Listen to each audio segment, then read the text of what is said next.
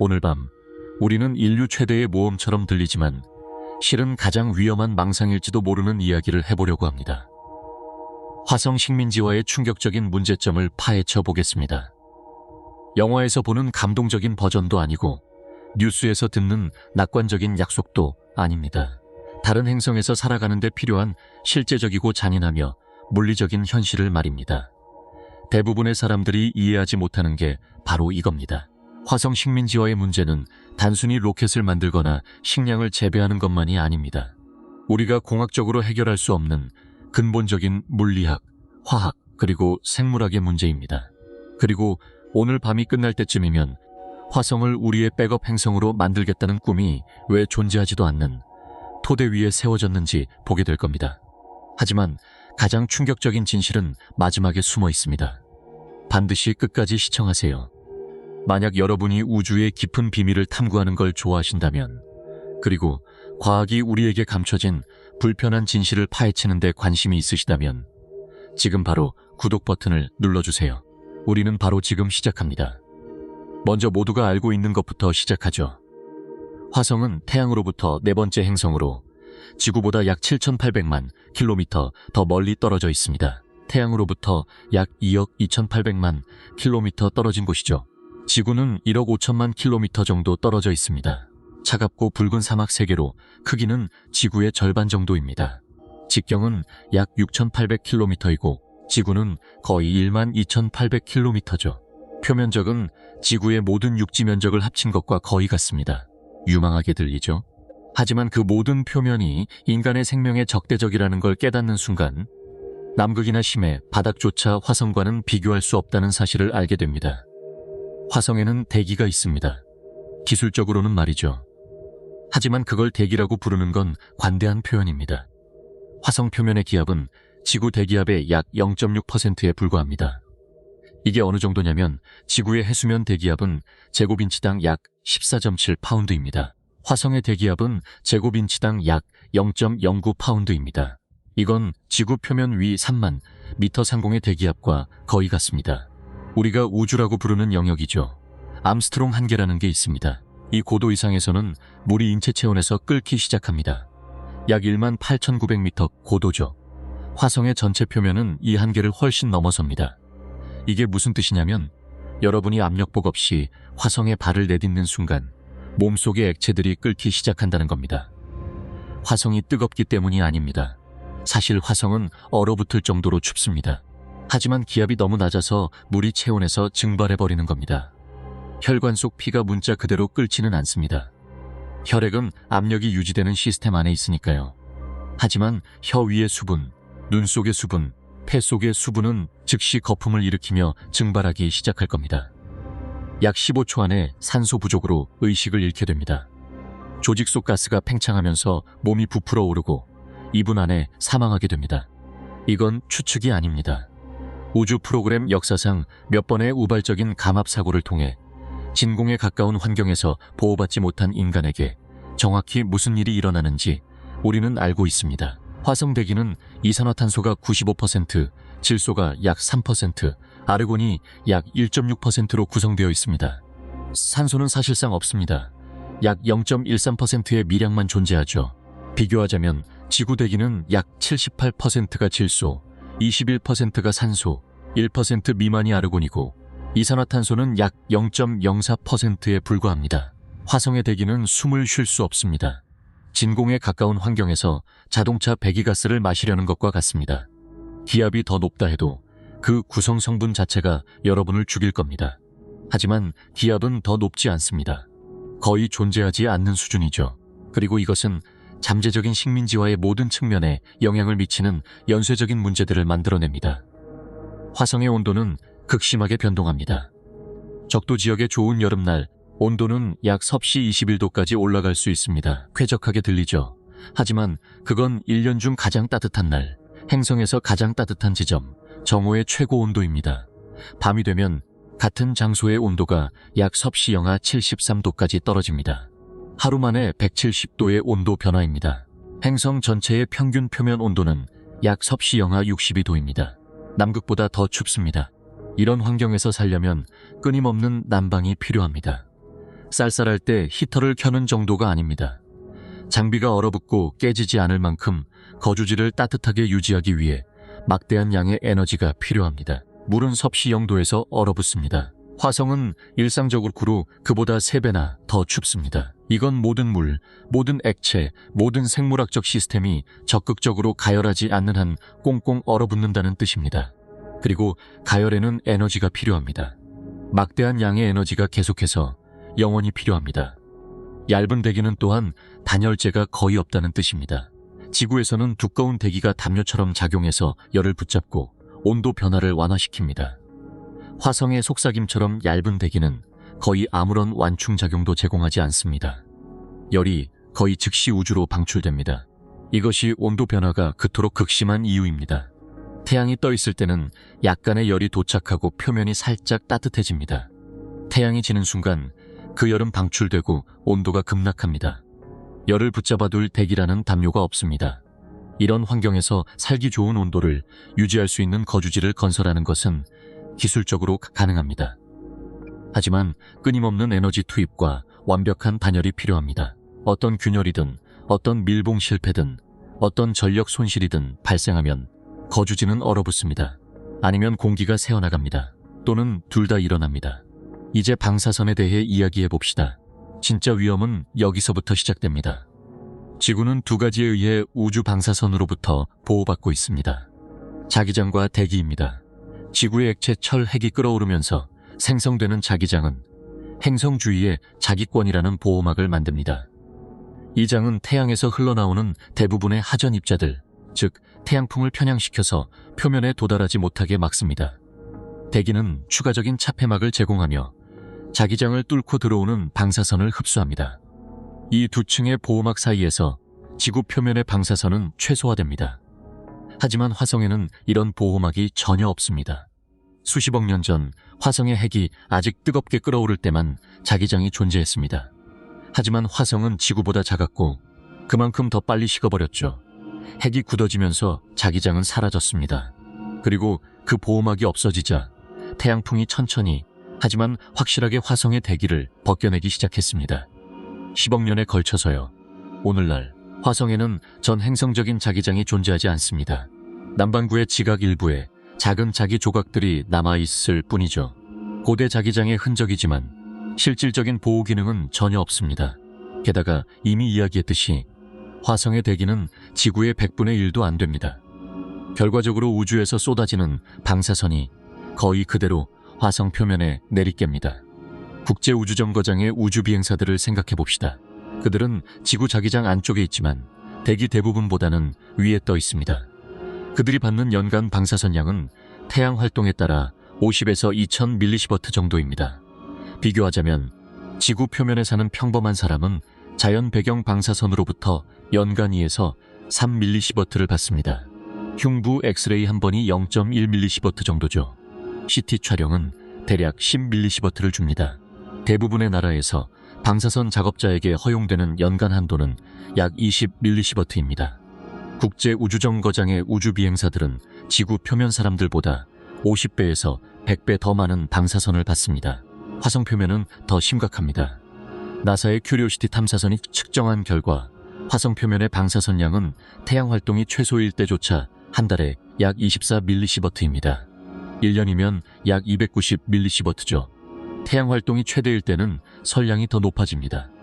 태양 플레어에서 나오는 거대한 방사선 폭발, 이른바 태양 입자 사건이 발생하면 설량이 극적으로 치솟습니다. 단 한 번의 대규모 태양 입자 사건이 몇 시간 만에 수백 mSv를 쏟아부을 수 있습니다. 이 숫자들을 좀 더 실감나게 설명해 드리겠습니다. 체르노빌 재난 이후 사고 첫 해에 50mSv 이상을 받은 지역 주민들은 대피 명령을 받았습니다. 그 이상 받으면 떠나라는 거죠. 급성 방사선 증후군, 그러니까 몇 시간에서 며칠 안에 몸이 아파지기 시작하는 수준은 짧은 시간 동안 약 1000mSv를 받았을 때입니다. 30일 안에 50% 확률로 사망하는 설량은 약 4000에서 5000mSv입니다. 화성에서는 차폐막 없이 평범한 상황에서도 1년에 약 290mSv를 받게 됩니다. 지구의 방사선 작업자 허용치의 거의 15배입니다. 체르노빌 대피 기준의 6배죠. 매년 계속해서 영원히. 이런 수준의 만성 방사선 노출이 가져오는 건강 영향은 잘 기록되어 있습니다. 가장 명백한 것은 암 위험 증가입니다. 100mS의 방사선을 받을 때마다 평생 암 위험이 약 0.5%씩 증가합니다. 화성에서 연간 290mS를 받으면 암 위험은 1년에 약 1.5%씩 올라갑니다. 10년 후에는 효과가 대략 누적된다고 가정하면 평생 암 위험이 15% 증가합니다. 20년 후면 30%죠. 이건 원래 가지고 있던 기본 위험에 더해지는 겁니다.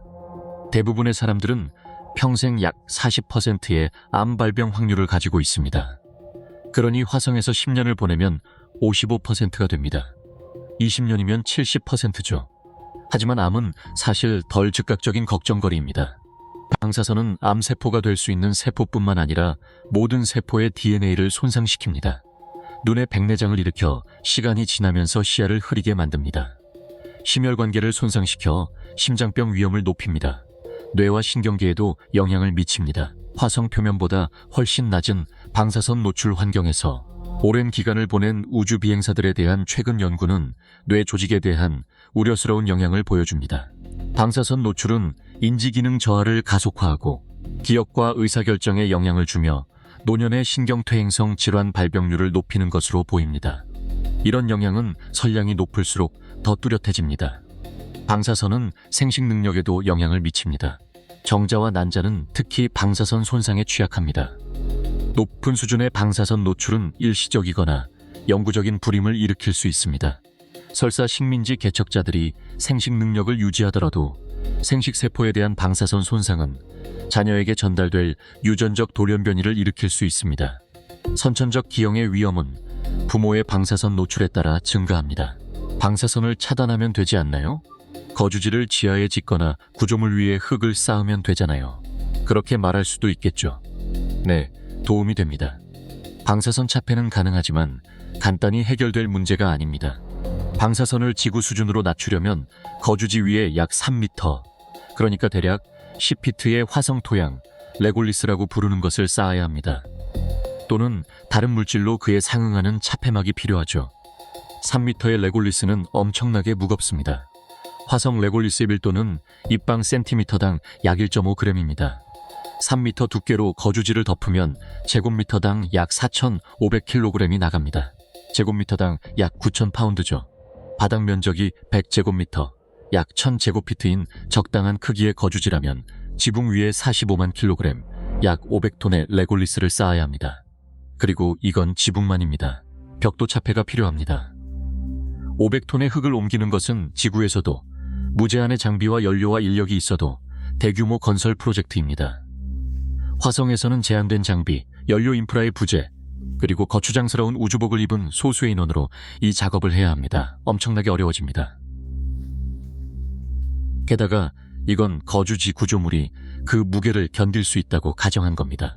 지붕 위에 500톤의 흙을 올려놓을 만큼 튼튼한 구조물을 짓는 것, 동시에 밖에 거의 진공 상태에 맞서 내부 압력을 유지하는 것, 동시에 기밀을 유지하고 열적으로 단열되어야 하는 것, 이건 우리가 현재 짓는 그 어떤 것보다도 몇 단계나 더 어려운 공학적 도전입니다.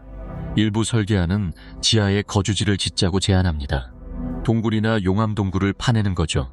적절한 동굴을 찾을 수 있다면 차폐 문제가 해결됩니다. 하지만 다른 문제들이 생겨납니다. 화성에서 굴착 작업은 어렵습니다. 레골리스 속에는 과염소산염이라는 독성 화학물질이 가득합니다. 장비를 부식시키고 인간에게 극도로 위험한 성분이죠. 먼지는 믿을 수 없을 만큼 미세합니다. 텔컴 파우더보다도 더 고운 입자인데 정전기를 띠고 있어서 모든 것에 달라붙습니다. 모든 장비, 모든 우주복, 모든 밀폐 장치와 이음새가 끊임없이 이 미세하고 연마성이 있으며 독성을 지닌 먼지로 오염될 겁니다. 거주지 안으로 들어오지 못하게 막는 것은 거의 불가능에 가깝습니다. 달에 갔던 아폴로 임무를 떠올려 보세요. 겨우 며칠간의 임무였는데도 달먼지가 가장 큰 골칫거리 중 하나였습니다. 철저한 예방 조치에도 불구하고 모든 곳에 침투했죠. 헬멧 바이저를 긁어댔고 밀폐 장치를 손상시켰으며 우주선 내부로 아주 소량만 들어와도 호흡기 문제를 일으켰습니다. 화성 먼지도 비슷할 겁니다. 단 임무가 며칠이 아니라 몇 년간 지속되니 먼지가 문제를 일으킬 기회는 훨씬 더 많아지겠죠. 게다가 달 먼지와 달리 화성 먼지는 과염소산염을 함유하고 있어서 물리적 문제뿐 아니라 화학적으로도 독성을 띱니다. 이 과염소산염에 대해 좀 더 이야기해보죠. 특히 과염소산칼슘 같은 과염소산염 화합물은 화성 토양에 풍부하게 존재합니다. 피닉스 착륙선의 측정 결과 무게 기준으로 약 0.5%의 농도가 발견됐습니다. 별것 아닌 것처럼 들릴 수도 있지만 이게 도처에 있습니다. 레골리스 전체에 섞여 있죠. 과염소산염은 인간에게 유독합니다. 요오드 흡수를 차단해서 갑상선 기능을 방해합니다. 만성 노출은 갑상선 기능 저하증을 유발할 수 있고 이는 신진대사, 에너지 수준, 전반적인 건강에 영향을 미칩니다. 또한 강력한 산화제이기도 해서 적절한 조건에서 유기물과 폭발적으로 반응할 수 있습니다. 화성에서의 농업은 과염소산염에 오염된 토양을 다뤄야 합니다. 그냥 화성 흙을 퍼서 작물을 심을 수는 없습니다. 과염소산염을 제거하려면 토양을 광범위하게 씻어내야 하는데 이는 엄청난 양의 물을 필요로 합니다. 하지만 화성에서 물은 귀한 자원이죠. 그리고 세척수는 과염소산염으로 오염되어 재사용하기 전에 처리가 필요합니다. 밖에서 돌아오는 모든 우주복은 과염소산염이 가득한 먼지로 뒤덮여 있을 겁니다. 거주지에 들어가기 전에 이 먼지를 제거하는 것이 중요하지만 어렵습니다. 광범위한 먼지 제거 시스템을 갖춘 에어록이 필요합니다. 진공청소기, 솔, 공기분사기, 이 모든 것이 정전기로 대전된 입자로 뒤덮인 우주복을 청소하려 애쓰겠죠. 그 입자들은 떨어지려 하지 않습니다. 최선의 노력에도 불구하고 일부 먼지는 항상 내부로 들어올 겁니다. 우주비행사들은 끊임없이 낮은 수준의 먼지를 흡입하게 될 거예요. 과염소산염의 만성적으로 낮은 수준으로 노출될 때의 장기적 건강 영향은 완전히 알려져 있지 않습니다. 과염소산염이 풍부한 환경에서 수년간 생활한 사람들에 대한 데이터가 없기 때문이죠. 하지만 좋을 리는 없겠죠. 이제 물에 대해 이야기해봅시다. 물은 생명에 필수적입니다. 인간은 마시는 것만으로도 하루에 약 2리터에서 3리터가 필요합니다. 요리, 위생, 옷 세탁에 필요한 물까지 더하면 한 사람당 하루에 수십 리터를 사용하게 됩니다. 농업을 위해서는 양이 극적으로 증가합니다. 식량을 재배하려면 관계가 필요합니다. 정확한 양은 무엇을 재배하는지, 시스템이 얼마나 효율적인지에 따라 다릅니다. 하지만 가장 진보된 수경재배나 공중재배 방식을 사용하더라도 물은 필요합니다. 지구에서는 물을 당연하게 여깁니다. 하늘에서 떨어지죠. 강을 따라 흐릅니다. 호수와 바다에 고여 있습니다. 물이 오염되거나 소비되면 자연적인 물 순환이 이를 보충합니다. 비 증발, 강, 지하수 모든 것이 순환합니다. 화성에는 물 순환이 없습니다. 화성에도 물은 있습니다. 극지방 만년설에 얼어있고 아마도 높은 위도의 레골리스 지하에 얼어있을 겁니다. 극지방 만년설은 물얼음과 얼어붙은 이산화탄소, 즉 드라이아이스의 혼합물입니다. 여기서 물을 추출하려면 극지방까지 이동해야 하는데 그곳은 화성 기준으로도 극도로 춥습니다. 얼음을 채굴하고 물, 얼음을 드라이아이스에서 분리하고 거주지가 있는 곳까지 운반해야 합니다. 이는 거주지가 극지방에 있지 않다고 가정한 것인데 아마 극지방에 있어서는 안 될 겁니다. 그곳의 온도는 적도보다 훨씬 더 극단적이니까요. 또 다른 방법으로는 레골리스에서 물을 추출할 수도 있습니다. 높은 위도, 아마 북위나 남위 30도 이상의 극방향에는 표면 아래 몇 센티미터 깊이의 토양에 물얼음이 섞여 있을 가능성이 큽니다. 토양을 굴착하고 가열해서 물을 방출시키고 수증기를 응축시키고 정제해야 합니다. 이는 가열과 처리를 위해 엄청난 에너지를 필요로 합니다. 그리고 이 작업을 지속적으로 해야 합니다. 지구와 달리 저수지를 채워줄 비가 없으니까요. 사용하는 모든 물 한 방울 한 방울이 이런 에너지 집약적인 과정을 통해 추출되어야 합니다. 실제로는 폐쇄 순환물 재활용이 필수적일 겁니다. 모든 물 한 방울이 포집되고 여과되고 정제되고 재사용되어야 합니다. 세면대, 샤워, 화장실에서 나오는 폐수, 이 모든 것이 광범위한 처리와 재활용을 거쳐야 합니다. 국제우주정거장은 이미 이런 시스템을 사용하고 있습니다. 우주비행사들은 재활용된 소변과 땀을 마십니다. 이 시스템은 약 93%의 물을 회수합니다. 나머지 7%는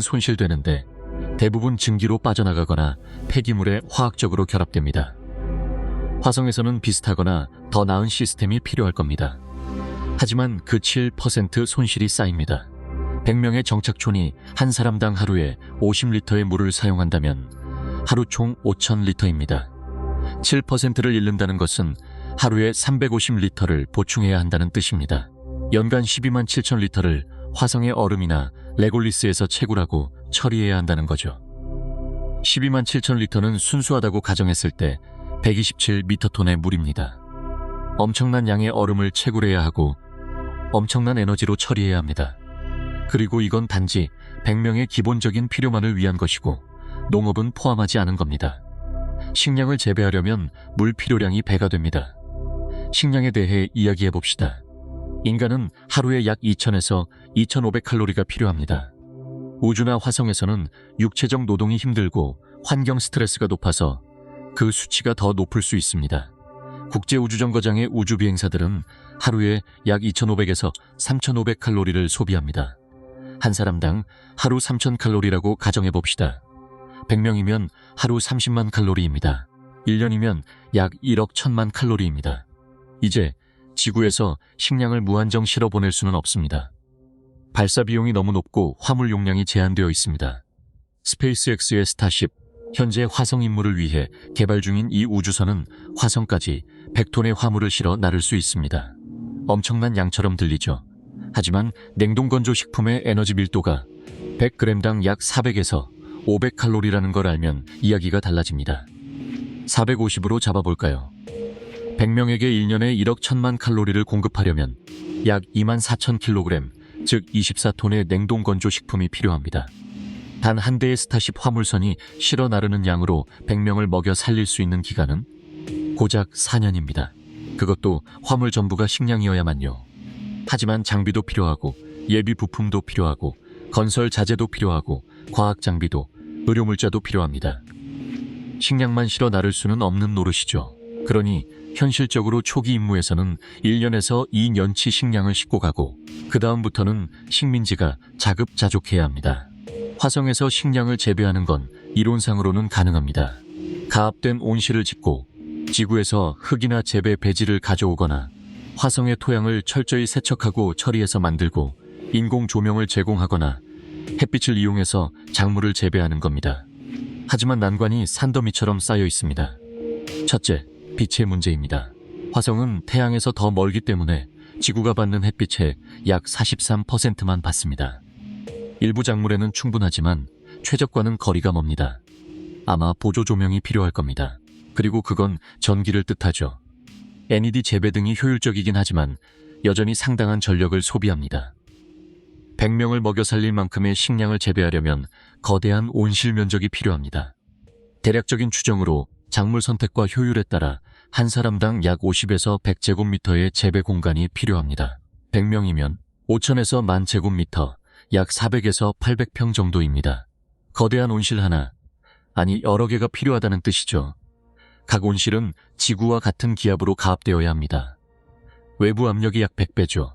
이 말은 구조물이 엄청난 압력을 견뎌야 한다는 뜻입니다. 내부가 밖에 거의 진공 상태를 향해 끊임없이 밀어내는 거니까요. 끊임없이 터지려고 하는 풍선과 같습니다. 크고 가압되고 투명한 구조물을 위한 구조공학은 극도로 어렵습니다. 창문이나 투명 패널은 튼튼하고 기밀해야 하며 화성의 극심한 온도 변화와 방사선에 견뎌야 합니다. 또한 빛을 통과시켜야 하니까 거주시설처럼 수미터의 토양으로 차폐할 수도 없습니다. 그러니 온실은 높은 수준의 방사선에 그대로 노출될 겁니다. 식물은 동물보다 방사선에 다소 강하지만 면역은 아닙니다. 높은 방사선은 식물의 DNA를 손상시키고 성장 속도를 줄이고 수확량을 감소시킵니다. 작물을 더 자주 교체하거나 지구에서보다 낮은 수확량을 감수해야 할 수도 있습니다. 그리고 식물만이 유일한 걱정거리는 아닙니다. 인간이 온실에 들어가서 작물을 돌봐야 합니다. 방사선에 노출된 온실에서 보내는 매시간은 농부들에게 또 다른 방사선 피폭입니다. 온실을 지하에 짓고 인공 조명만 사용할 수도 있습니다. 방사선 문제는 해결되지만 이제 햇빛을 쓰는 대신 100% 인공 조명을 제공해야 하니 에너지 요구량이 엄청나게 증가합니다. 어느 쪽이든 에너지 비용은 상당합니다. 에너지 이야기를 해봅시다. 에너지는 화성에서 모든 것의 기초입니다. 거주시설 난방, 구조물 가압, 공기와 물 재활용, 식량 재배, 컴퓨터 작동, 통신, 과학 장비, 제조, 수리, 건설 모든 것이 에너지를 필요로 합니다. 지구에는 풍부한 에너지원이 있습니다. 화석 연료는 기후에는 문제지만 에너지 밀도가 높고 사용하기 쉽습니다. 풍력, 태양광, 수력 같은 재생에너지도 점점 더 실용적이 되고 있죠. 원자력은 밀도 높고 안정적인 에너지를 제공합니다. 화성에서는 선택지가 제한적입니다. 화석 연료는 존재하지 않습니다. 화성은 석탄이나 석유, 천연가스를 만들 고대 생물학적 활동을 결코 가진 적이 없으니까요. 풍력은 거의 쓸모가 없습니다. 희박한 대기는 바람, 아무리 강한 바람이라도 극히 적은 에너지만 운반합니다.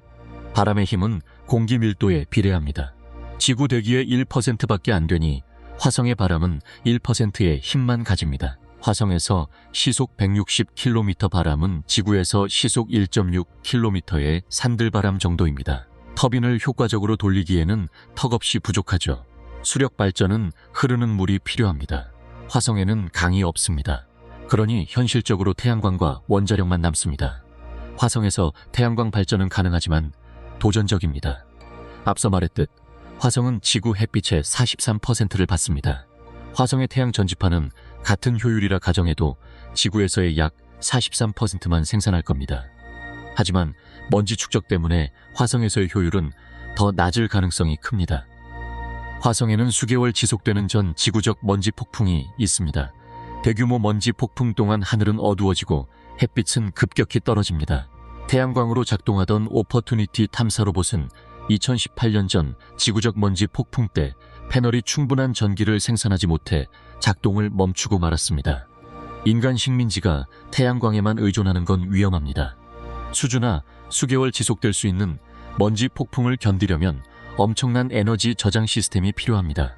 그 규모의 배터리는 지구에서 운반하기에 엄청나게 무겁고 화성에서 제조하기도 어렵습니다. 원자력이 더 신뢰할 만합니다. 원자로는 날씨와 관계없이 낮이든 밤이든 폭풍이든 맑은 하늘이든 일정한 전력을 제공합니다. 어려움은 원자로를 화성으로 운반하는 것인데 안전을 위해 발사 중 무거운 차폐가 필요하고 안전하게 설치해야 하며 그 환경에서 핵폐기물을 관리해야 합니다. 하지만 진지한 식민지 개척을 위해서는 원자력이 거의 확실히 필요합니다. 화성 식민지의 전력 요구량 추정치는 다양하지만 생명 유지, 식량 생산, 제조, 그리고 약간의 성장 여력을 가진 100명 규모의 정착지는 최소 1메가와트의 지속적인 전력이 필요할 겁니다. 그게 1000kW입니다. 비교하자면 미국의 일반적인 가정은 평균적으로 약 1kW를 사용합니다. 그러니 100명의 화성 식민지는 1000채의 집에 해당하는 전력을 지속적으로 필요로 하는 셈이죠. 1메가와트는 현재 기술로 달성 가능합니다. 소형 모듈식 원자로가 이를 제공할 수 있습니다. 하지만 운반하고 설치하고 운영하는 건 여전히 대단한 과업입니다. 그리고 아직 가장 근본적인 문제에 대해서는 이야기도 안 했습니다. 바로 중력입니다. 화성의 중력은 지구의 약 37%입니다. 지구에서 68kg이라면 화성에서는 약 25kg 정도 될 겁니다. 트램폴린 위에 있는 것처럼 재밌게 들리죠? 하지만 인간의 몸은 수백만 년에 걸쳐 지구의 중력 속에서 진화했습니다. 우리의 뼈, 근육, 심혈관계, 뇌의 균형 감각, 모든 것이 일주에 맞춰져 있어요. 수십 년간의 우주 정거장 연구를 통해 우리는 알고 있습니다. 사실상 영지인 무중력 상태에서 사는 것이 심각한 건강 문제를 일으킨다는 걸요. 뼈 밀도가 한 달에 약 1에서 2%씩 감소합니다. 이걸 우주비행 골다공증이라고 부릅니다. 근육은 중력에 맞서 일할 필요가 없어서 위축됩니다. 우주 비행사들은 긴 임무 중에 근육량의 최대 20%를 잃을 수 있어요. 심혈관계는 중력을 거슬러 혈액을 펌핑하기 위해 심장이 열심히 일할 필요가 없어서 기능이 떨어집니다. 우주 비행사들이 지구로 돌아왔을 때 종종 실신하지 않고는 일어설 수조차 없습니다. 그들의 심혈관계가 0G에 적응했고 더 이상 1G를 감당할 수 없게 됐기 때문이죠. 0G 상태에서는 체액이 머리 쪽으로 이동해 얼굴이 부어오르고 코가 막히며 시신경에 압력을 가합니다. 이로 인해 지구로 돌아온 후에도 지속되는 시력 문제가 생길 수 있어요. 화성의 0.38G 같은 부분 중력에서 정확히 어떤 일이 벌어지는지는 우리가 모릅니다. 테스트해본 적이 없거든요. 일주에 대한 방대한 데이터가 있습니다. 그게 지구죠. 영지에 대한 방대한 데이터도 있습니다. 그게 우주 정거장과 우주선이고요. 6분의 1G에 대한 아주 작은 데이터도 있습니다. 아폴로 미션 때 달에서 얻은 거죠. 하지만 그건 며칠밖에 지속되지 않았어요. 화성 중력에 대한 데이터는 사실상 없습니다. 0G에서의 건강 문제들이 0.38G에서도 더 느린 속도로 발생할까요? 아니면 중력 의존 시스템이 실패하는 임계값이 있고 0.38G가 그 임계값 아래일까요? 우리는 모릅니다. 화성 중력이 최악의 영향을 막기에 충분할 가능성도 있습니다. 충분하지 않아서 식민지 주민들이 여전히 골 손실, 근육 위축, 심혈관 기능 저하를 겪을 가능성도 있어요.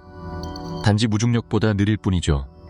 화성까지 가는데 6개월이 걸리고 그 시간을 비행 중 무중력에서 보낸다면 약해진 뼈와 근육을 가지고 화성에 도착하게 됩니다.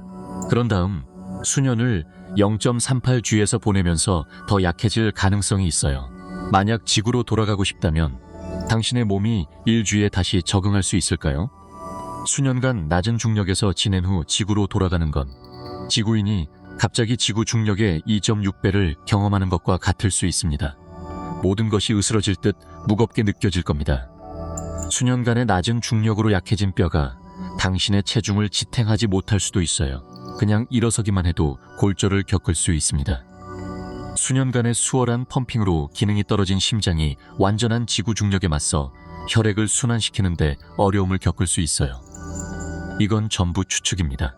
데이터가 없으니까요. 하지만 식민지 주민들이 화성에 영구적으로 적응해 지구로 돌아갈 수 없게 될지도 모른다는 건 끔찍한 가능성입니다. 선택이 아니라 생리적으로 평생 화성에 갇히는 거죠. 그리고 아이들 문제도 있습니다. 식민지가 진정으로 자급자족하려면 사람들이 아이를 낳을 겁니다. 0.38G에서 발달하는 태아에게 무슨 일이 벌어질까요? 낮은 중력에서 자라는 아이에게는요? 인간의 뼈는 중력과 신체 활동으로 인한 스트레스에 반응해 발달하고 강해집니다.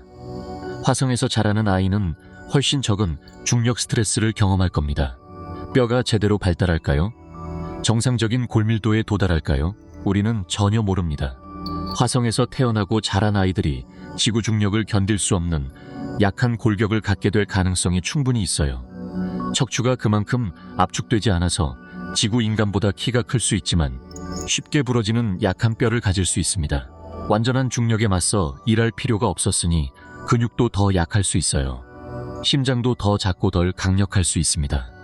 화성 태생 아이가 지구에 온다면 중력과 싸우느라 고생할 겁니다.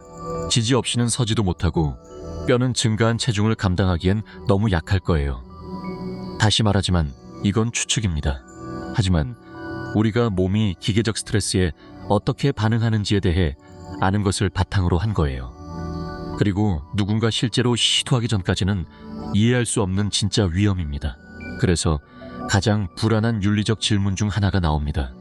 정상적으로 발달할지 모르는 상황에서 화성에서 아이를 낳는 게 옳을까요? 자신들의 종이 진화한 행성을 방문할 수 없게 생물학적으로 화성에 갇힐 진짜 가능성이 있는데 말이죠. 이건 우리가 답해야 할 질문들이고 답은 쉽지 않습니다. 이제 심리적 문제에 대해 이야기해 봅시다. 화성에서 사는 건 심리적으로 잔인할 겁니다. 밖에 나가려면 우주복이 필요하고 위험이 따르니까 대부분의 시간을 작은 거주지에 갇혀 지내야 해요. 화성 환경은 적극적으로 적대적입니다. 방사선, 추위, 진공, 독성 먼지를 통해 끊임없이 당신을 죽이려 합니다. 지구에서 수백만 마일 떨어져 있고 행성들의 궤도 위치에 따라 4에서 24분의 통신 지연이 있어요. 도움이 필요하면? 도움은 없습니다. 비상사태가 생기면 직접 처리하거나 끝입니다. 지구로부터의 재보급 임무는 행성들이 제대로 정렬되는 창이 열릴 때만 2년마다 한 번씩만 옵니다. 중요한 뭔가가 떨어지면 2년을 기다리거나 즉흥적으로 해결해야 해요. 이런 환경의 심리적 스트레스는 엄청날 겁니다. 남극 연구 기지에서 얻은 데이터가 좀 있는데 지구에서 가장 가까운 유사 사례죠. 고립된 남극 기지에서 몇 달을 보낸 사람들은 스트레스, 우울증, 대인 갈등, 때로는 심각한 심리적 붕괴를 경험합니다. 그런데 그 사람들은 떠날 수 있다는 걸 알아요. 최소한의 지연으로 집에 전화할 수 있고요. 비상시엔 대피할 수도 있습니다. 여전히 지구에 있는 거니까요. 화성에서는 행성들이 정렬되는 2년, 주기의 창이 열릴 때를 제외하곤 떠날 수 없습니다.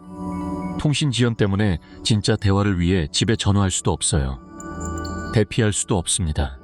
의료 비상사태가 생기면 화성에 있는 자원으로 어떻게든 해결해야 합니다.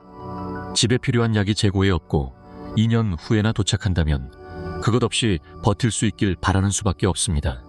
그리고 만약 외과 수술이 필요한데 식민지에 훈련된 외과 의사가 없다면요. 당신은 정말 심각한 공경에 처하게 됩니다.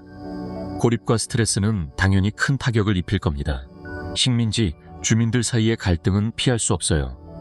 좁은 공간에서 함께 사는 소규모 그룹이 스트레스 속에 있으면 항상 충돌이 생기거든요. 지구에서는 사람들이 서로 맞지 않으면 떨어져 지낼 수 있죠. 하지만 화성에서는 서로 붙어 있을 수밖에 없습니다.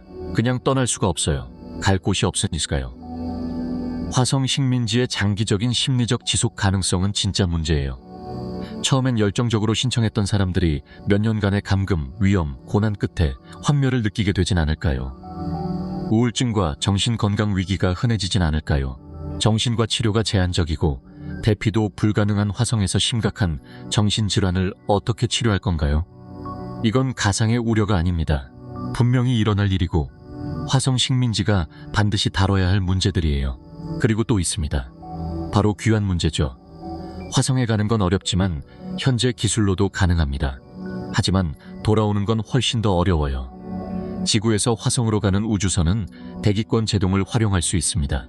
화성 대기와의 마찰로 속도를 줄여 연료를 절약하는 거죠.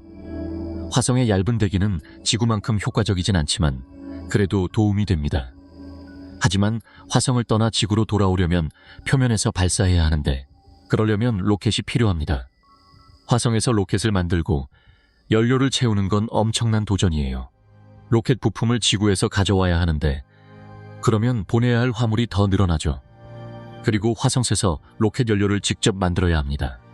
가장 유망한 방법은 화성 대기의 이산화탄소와 물얼음을 화학 공정으로 메탄과 액체 산소로 만드는 거예요. 이걸 현지 자원 활용이라고 부릅니다. 이론적으로는 가능하지만 상당한 장비와 에너지가 필요해요. 물을 추출하고 전기 분해로 수소와 산소로 분리하고 수소를 대기의 이산화탄소와 반응시켜 메탄을 만들고 메탄과 산소를 액화해서 저장해야 합니다. 이 모든 과정엔 전력, 신뢰할 수 있는 장비, 그리고 시간이 필요합니다. 어느 단계에서든 실패하면 연료를 만들 수 없고 떠날 수도 없어요. 그리고 연료를 성공적으로 만들어 발사한다 해도 지구로 돌아가는 여정은 6개월에서 9개월이 걸립니다. 가는 길과 똑같아요. 그동안 또다시 무중력 상태에서 지내며 미세중력에 따른 모든 건강 문제를 겪게 됩니다. 지구에 도착하면 잠재적으로 몇 년을 낮은 중력에서 보낸 뒤이기 때문에 일지로 다시 적응해야 합니다. 나이든 식민지 주민이나 화성에서 여러 해를 보낸 사람들에겐 이게 불가능할 수도 있어요.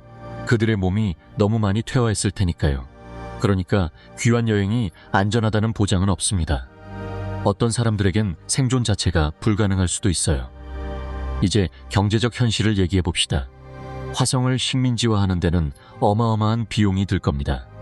추정치는 천차만별이지만 진지한 분석에 따르면 수백 명 규모의 자급자족 식민지를 세우는 데만 수천억에서 수조 달러가 들 거라고 해요. 초기 임무는 각각 수백억 달러가 들 겁니다. 우주선, 착륙선, 거주지, 전력 시스템, 생명 유지 장치, 탐사 로버, 그 외 모든 장비를 개발하는 데만 첫 임무가 시작되기도 전에 수십억 달러가 들어갑니다.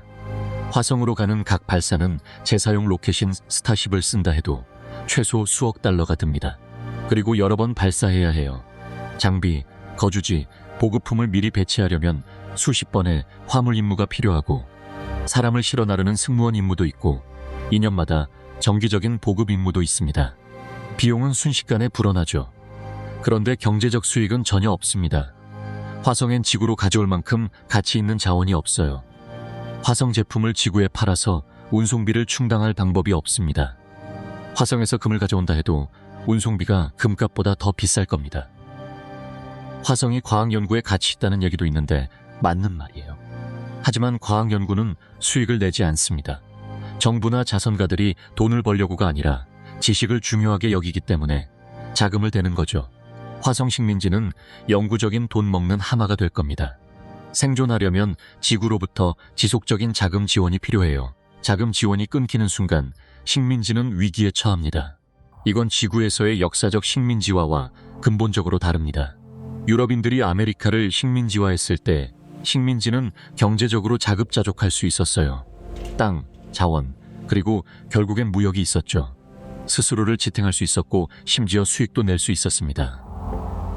화성 식민지는 지구로부터 경제적으로 독립할 수 없어요. 왜냐하면 화성엔 식민지가 필요로 하는 지구에 보급품 비용을 충당할 만큼 팔 수 있는 게 없거든요. 그러니까 식민지는 영구적으로 자금을 대는 쪽에 의존하게 됩니다. 정부든 기업이든 부유한 개인이든 말이죠. 자금 제공자가 흥미를 잃거나 재정 위기를 겪거나 단순히 식민지가 더 이상 비용을 들일 가치가 없다고 판단하면 식민지는 존재 자체가 위험해집니다. 화성 식민지를 그냥 버릴 순 없어요. 결과가 따르니까요. 거기 있는 사람들은 고립될 겁니다.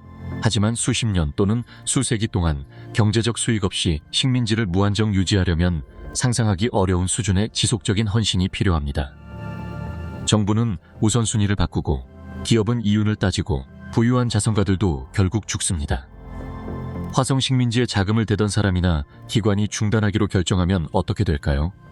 이게 화성 식민지의 가장 불안한 현실 중 하나입니다.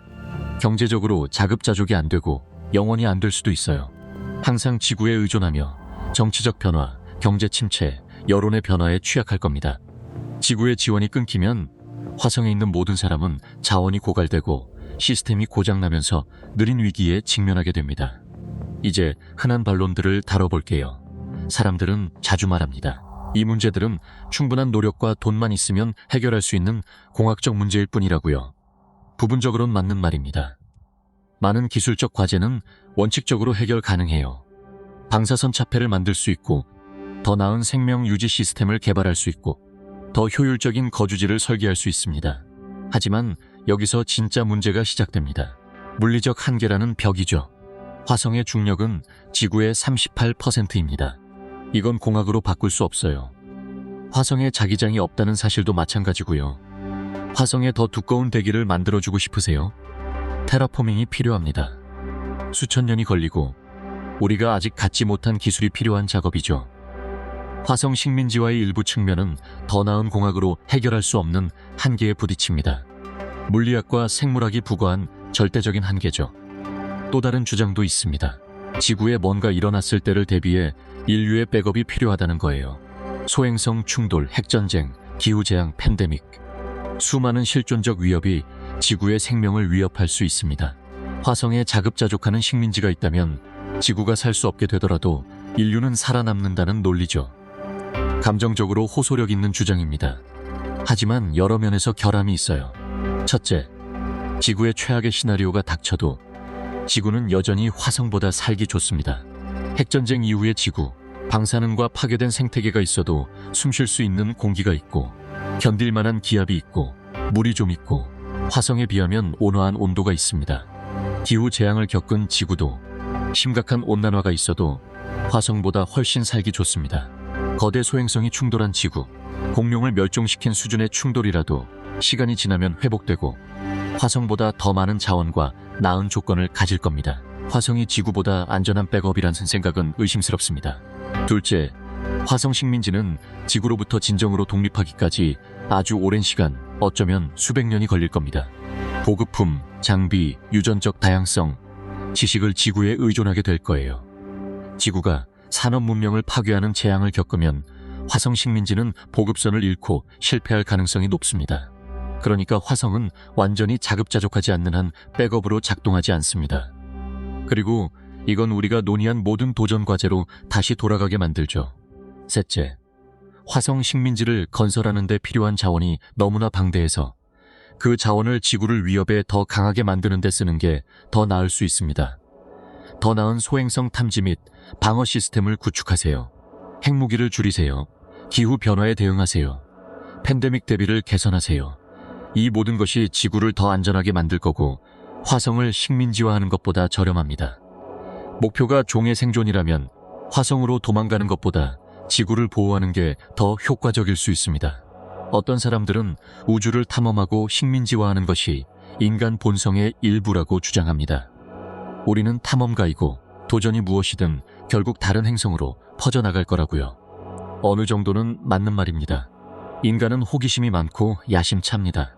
우리는 지구의 모든 구석을 탐험했고 가장 높은 산을 올랐고 극지에 도달했고 가장 깊은 바다로 내려갔습니다. 달에도 갔죠. 언젠가는 분명히 탐험과 과학 연구를 위해 인간을 화성에 보낼 겁니다. 하지만 탐험과 식민지와는 다릅니다. 영구 식민지를 세우지 않고도 화성을 탐험할 수 있어요. 남극에 있는 것 같은 임시 연구기지는 한 가지입니다. 영구적이고 자급자족하는 정착지는 완전히 다른 문제죠.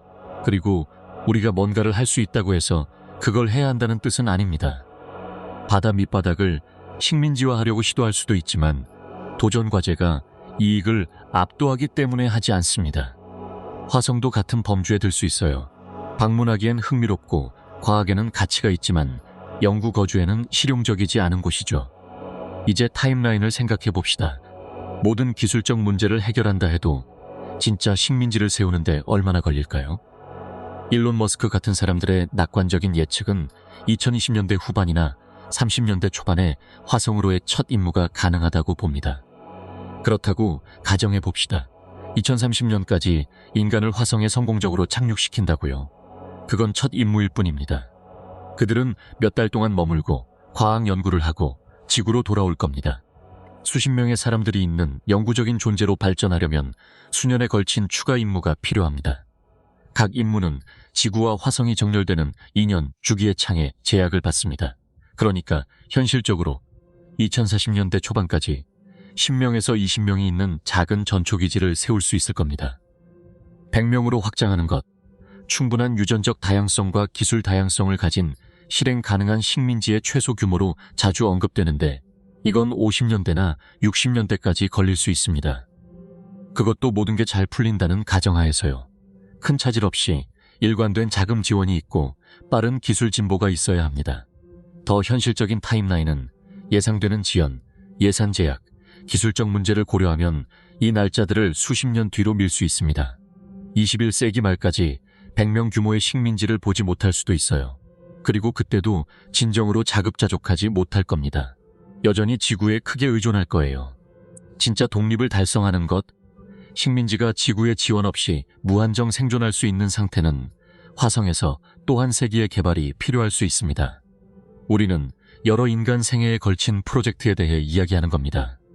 여러 세대의 사람들이 헌신, 자금 지원, 노력을 유지해야 합니다. 엄청난 요구죠. 기회비용도 생각해보세요. 화성 식민지화에 쓰는 자원을 다른 것에 쓸 수 있습니다. 핵융합에너지 연구, 질병치료, 빈곤과 불평등 해결, 기후변화 대응, 우리 바다 탐험과 보호, 인공지능과 생명공학 발전. 이 모든 것이 화성 식민지보다 인류에게 더 즉각적이고 실질적인 이익을 줄 수 있습니다. 화성 식민지화가 가치가 없다는 말이 아닙니다. 가치가 있어요. 과학적 지식, 기술 개발, 미래 세대에게 영감을 주는 것, 이것들은 진짜 이익입니다. 하지만 그것들을 비용과 그 자원의 대안적 사용에 대해 비교해야 합니다. 그리고 그 계산을 정직하게 하면 화성 식민지화가 우리의 제한된 자원을 가장 잘 사용하는 방법인지 명확하지 않습니다. 적어도 가까운 미래에는요. 아직 다루지 않은 것에 대해 이야기해봅시다. 화성으로 가는 여정 자체입니다. 화성에 가는 것은 바다를 가로지르는 비행을 타는 것과 다릅니다. 궤적과 추진 시스템에 따라 6개월에서 9개월의 행성 간 우주 여행입니다. 이 시간 동안 우주 비행사들은 본질적으로 공허를 여행하는 양철캔인 우주선에 갇혀 있습니다. 여정 자체의 심리적 도전만 해도 상당합니다. 좁은 공간에서 같은 사람들과 몇 달을 보냅니다. 밖으로 나갈 수 없습니다. 통신 지연 때문에 집에 전화해서 실시간 대화를 나눌 수도 없죠. 여러분과 우주의 진공 사이에는 얇은 금속 벽 하나만 있다는 걸 끊임없이 의식하게 됩니다. 그리고 매일 지구에서 점점 더 멀어지며 인류가 한 번도 가본 적 없는 우주 영역으로 나아가고 있습니다. 우주선은 여정 내내 완전히 자급자족해야 합니다. 생명 유지 시스템이 몇 달 동안 완벽하게 작동해야 하죠. 어떤 고장이든 치명적일 수 있습니다. 물 재활용, 공기 재활용, 온도 조절, 이 모든 게 결함 없이 기능해야 합니다. 핵심 시스템의 예비 부품도 반드시 탑재해야 합니다. 더 구할 방법이 없으니까요. 우주 비행사들은 여정에 필요한 모든 식량을 가져가야 합니다. 6개월에서 9개월치의 동결 건조 식품이죠. 똑같은 제한된 메뉴를 계속 반복해서 먹습니다. 신선한 음식도 신선한 채소도 없습니다. 포장하고 보관할 수 있는 것들만 있을 뿐이죠. 단조로움 그 자체만으로도 심리적으로 힘들 겁니다. 그리고 여정 중 방사선 노출 문제가 있습니다. 행성 간 우주 공간에서는 지구의 보호 자기장 밖에 있게 됩니다. 우주선을 끊임없이 우주 방사선이 때립니다. 태양 입자 폭발은 몇 시간 만에 위험한 양의 방사선을 전달할 수 있죠. 우주선에는 차폐가 필요하지만 차폐는 무겁습니다. 그리고 우주선에 추가하는 모든 킬로그램마다 화성까지 밀어내기 위해 더 많은 연료가 필요합니다. 보호와 실용성 사이에는 항상 절충이 있습니다. 현재 화성 임무를 위한 우주선 설계에는 어느 정도 차폐가 포함되지만 방사선을 지구 수준으로 줄이기에는 충분하지 않습니다. 여정 중인 우주 비행사들은 상당한 방사선량을 받게 되고 이는 화성 표면에서 받을 선량에 더해집니다. 도착할 때쯤이면 이미 몇 달치 방사선 노출이 축적되었고 암 위험도 이미 증가한 상태입니다. 운동 문제도 있습니다. 무중력 상태에서는 근육과 뼈가 중력에 맞서 일할 필요가 없습니다. 개입 없이는 빠르게 위축됩니다.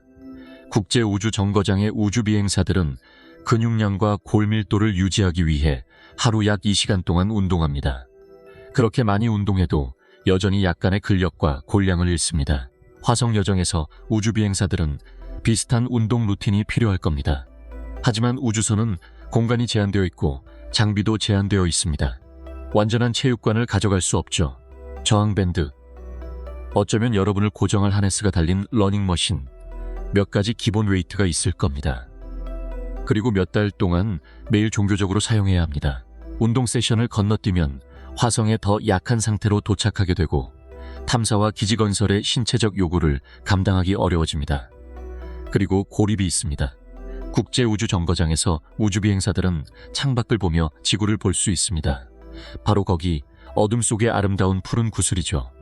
그들은 자신이 집에 가깝다는 걸 압니다. 화성 여정에서는 처음 몇 주가 지나면 지구는 하늘의 또 다른 빛의 점이 됩니다. 더 이상 대륙이나 구름을 볼 수 없습니다. 그냥 점일 뿐이죠. 그리고 목적지인 화성도 앞에 있는 또 다른 점일 뿐입니다. 어둠과 별들에 둘러싸여 있고 모든 것으로부터 수백만 마일 떨어져 있습니다. 그 수준의 고립이 주는 심리적 영향은 예측하기 어렵습니다. 어떤 사람들은 잘 견딜 수 있을 겁니다. 다른 사람들은 우울증, 불안, 현실과의 단절감으로 힘들어할 수 있죠. 그리고 누군가가 여정 중 심각한 심리적 위기를 겪으면 할 수 있는 게 많지 않습니다. 돌아갈 수 없습니다. 궤적은 정해져 있습니다. 원하든 원하지 않든 화성으로 가고 있는 겁니다. 그 시점에서 승무원들은 임무 전 광범위한 심리검사와 지연된 통신을 통한 지구의 심리학자들의 지원이 필요할 겁니다. 하지만 궁극적으로는 서로에게 의지해야 합니다. 승무원 역학이 결정적으로 중요할 겁니다. 잘 어울리고 서로를 지지하며 함께 잘 일하는 승무원은 여정을 견딜 만하게 만들 수 있습니다. 갈등, 성격 충돌, 권력 투쟁이 있는 승무원은 여정을 비참하게 만들 겁니다. 그리고 일단 우주선에 타면 서로에게서 벗어날 수 없습니다. 좁은 공간에서 몇 달 동안 함께 갇혀 있습니다. 모든 짜증, 모든 버릇, 모든 습관이 확대됩니다. 긴 극지 탐험, 잠수함 임무, 우주 정거장의 역사적 기록들은 신중하게 선발된 승무원들조차 긴장이 발생한다는 걸 보여줍니다. 사소한 일로 다튑니다. 사람들이 서로 신경을 건드립니다. 때로는 심각한 갈등도 생깁니다. 화성 임무에서 이러한 대인관계 역학을 관리하는 것이 중요할 겁니다. 승무원들은 갈등 해결과 의사소통 훈련이 필요할 겁니다. 명확한 위계와 의사결정 절차가 필요하죠. 그리고 개인적인 감정이 방해가 되더라도 임무를 우선시할 성숙함과 전문성이 필요합니다.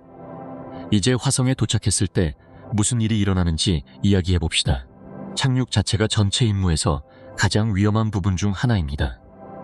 화성 대기는 진입 중 가열을 일으킬 만큼 충분히 두껍기 때문에 열차폐가 필요합니다. 하지만 지구 대기만큼 속도를 줄여주지는 않을 정도로 얇습니다. 시속 수천 마일로 이동하고 있고 대기 저항, 낙하산, 역추진 로켓의 조합을 사용해 안전한 착륙 속도로 감속해야 합니다. 나사에서는 이것을 공포의 7분이라고 부릅니다. 우주선이 대기권 상단에 부딪히는 순간부터 착륙하는 순간까지의 시간이죠. 그 7분 동안 모든 것이 완벽하게 작동해야 합니다. 열차폐는 수천 도의 온도로부터 보호해야 합니다.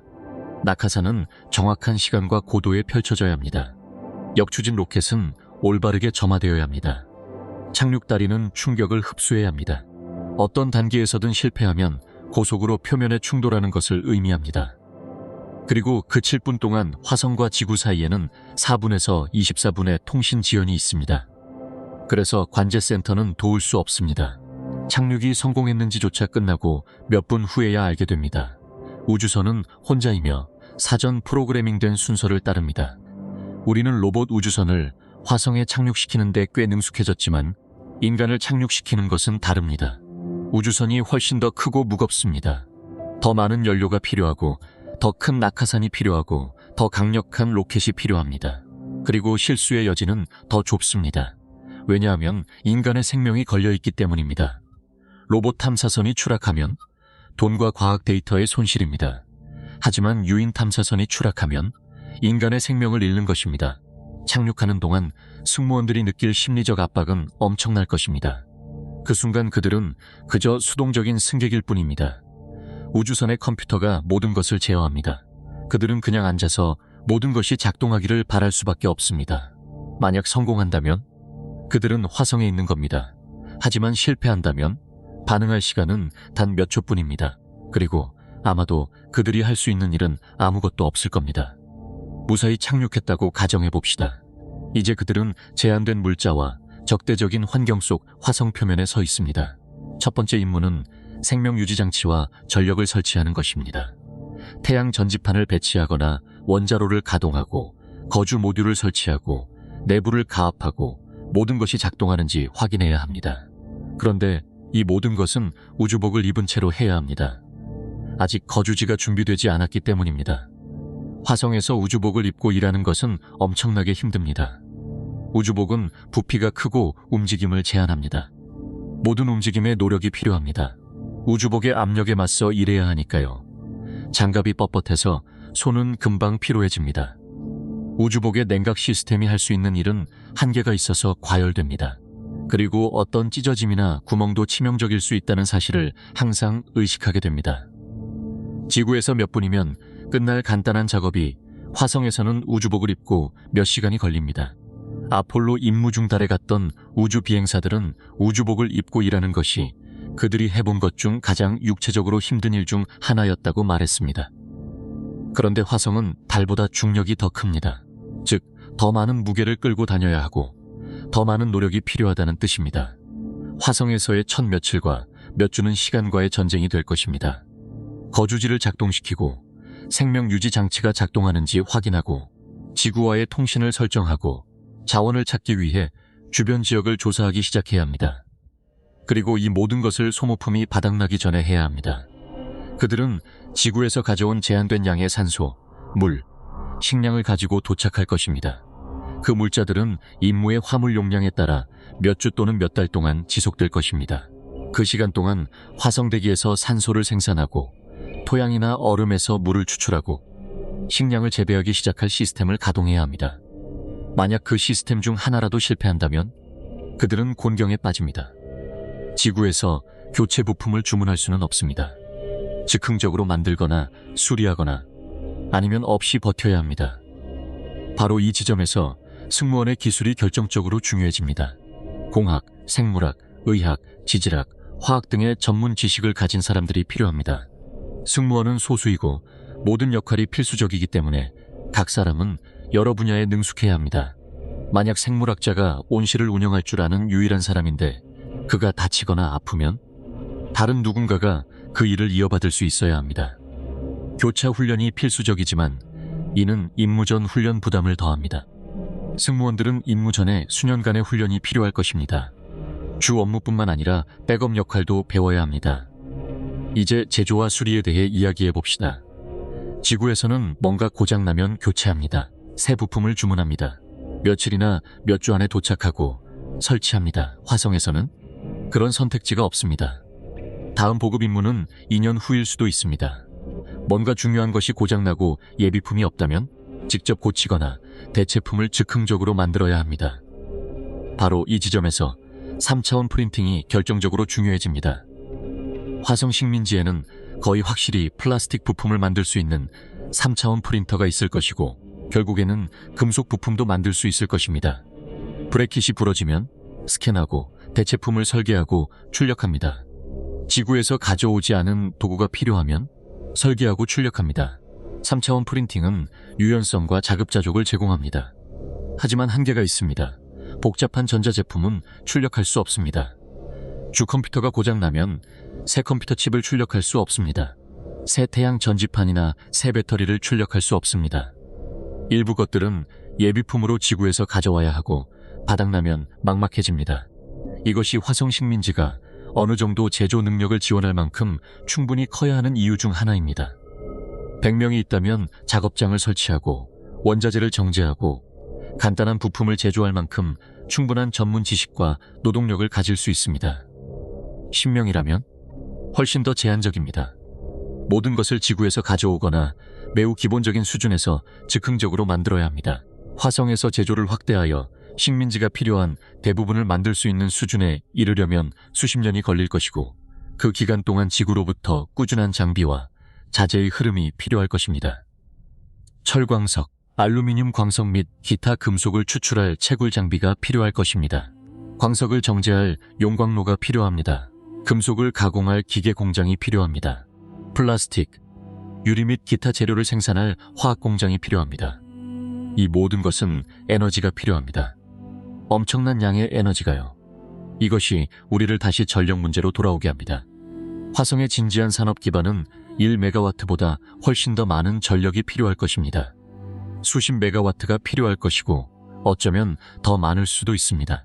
그것은 여러 원자로나 거대한 태양 전지판 어레이를 의미합니다. 그리고 이 모든 것은 수년에 걸쳐 단계적으로 한 걸음씩 건설되어야 합니다. 초기 식민지는 거의 전적으로 지구에 의존할 것입니다. 시간이 지나면서 지속적인 노력과 투자로 더 자급자족할 수 있게 될 것입니다.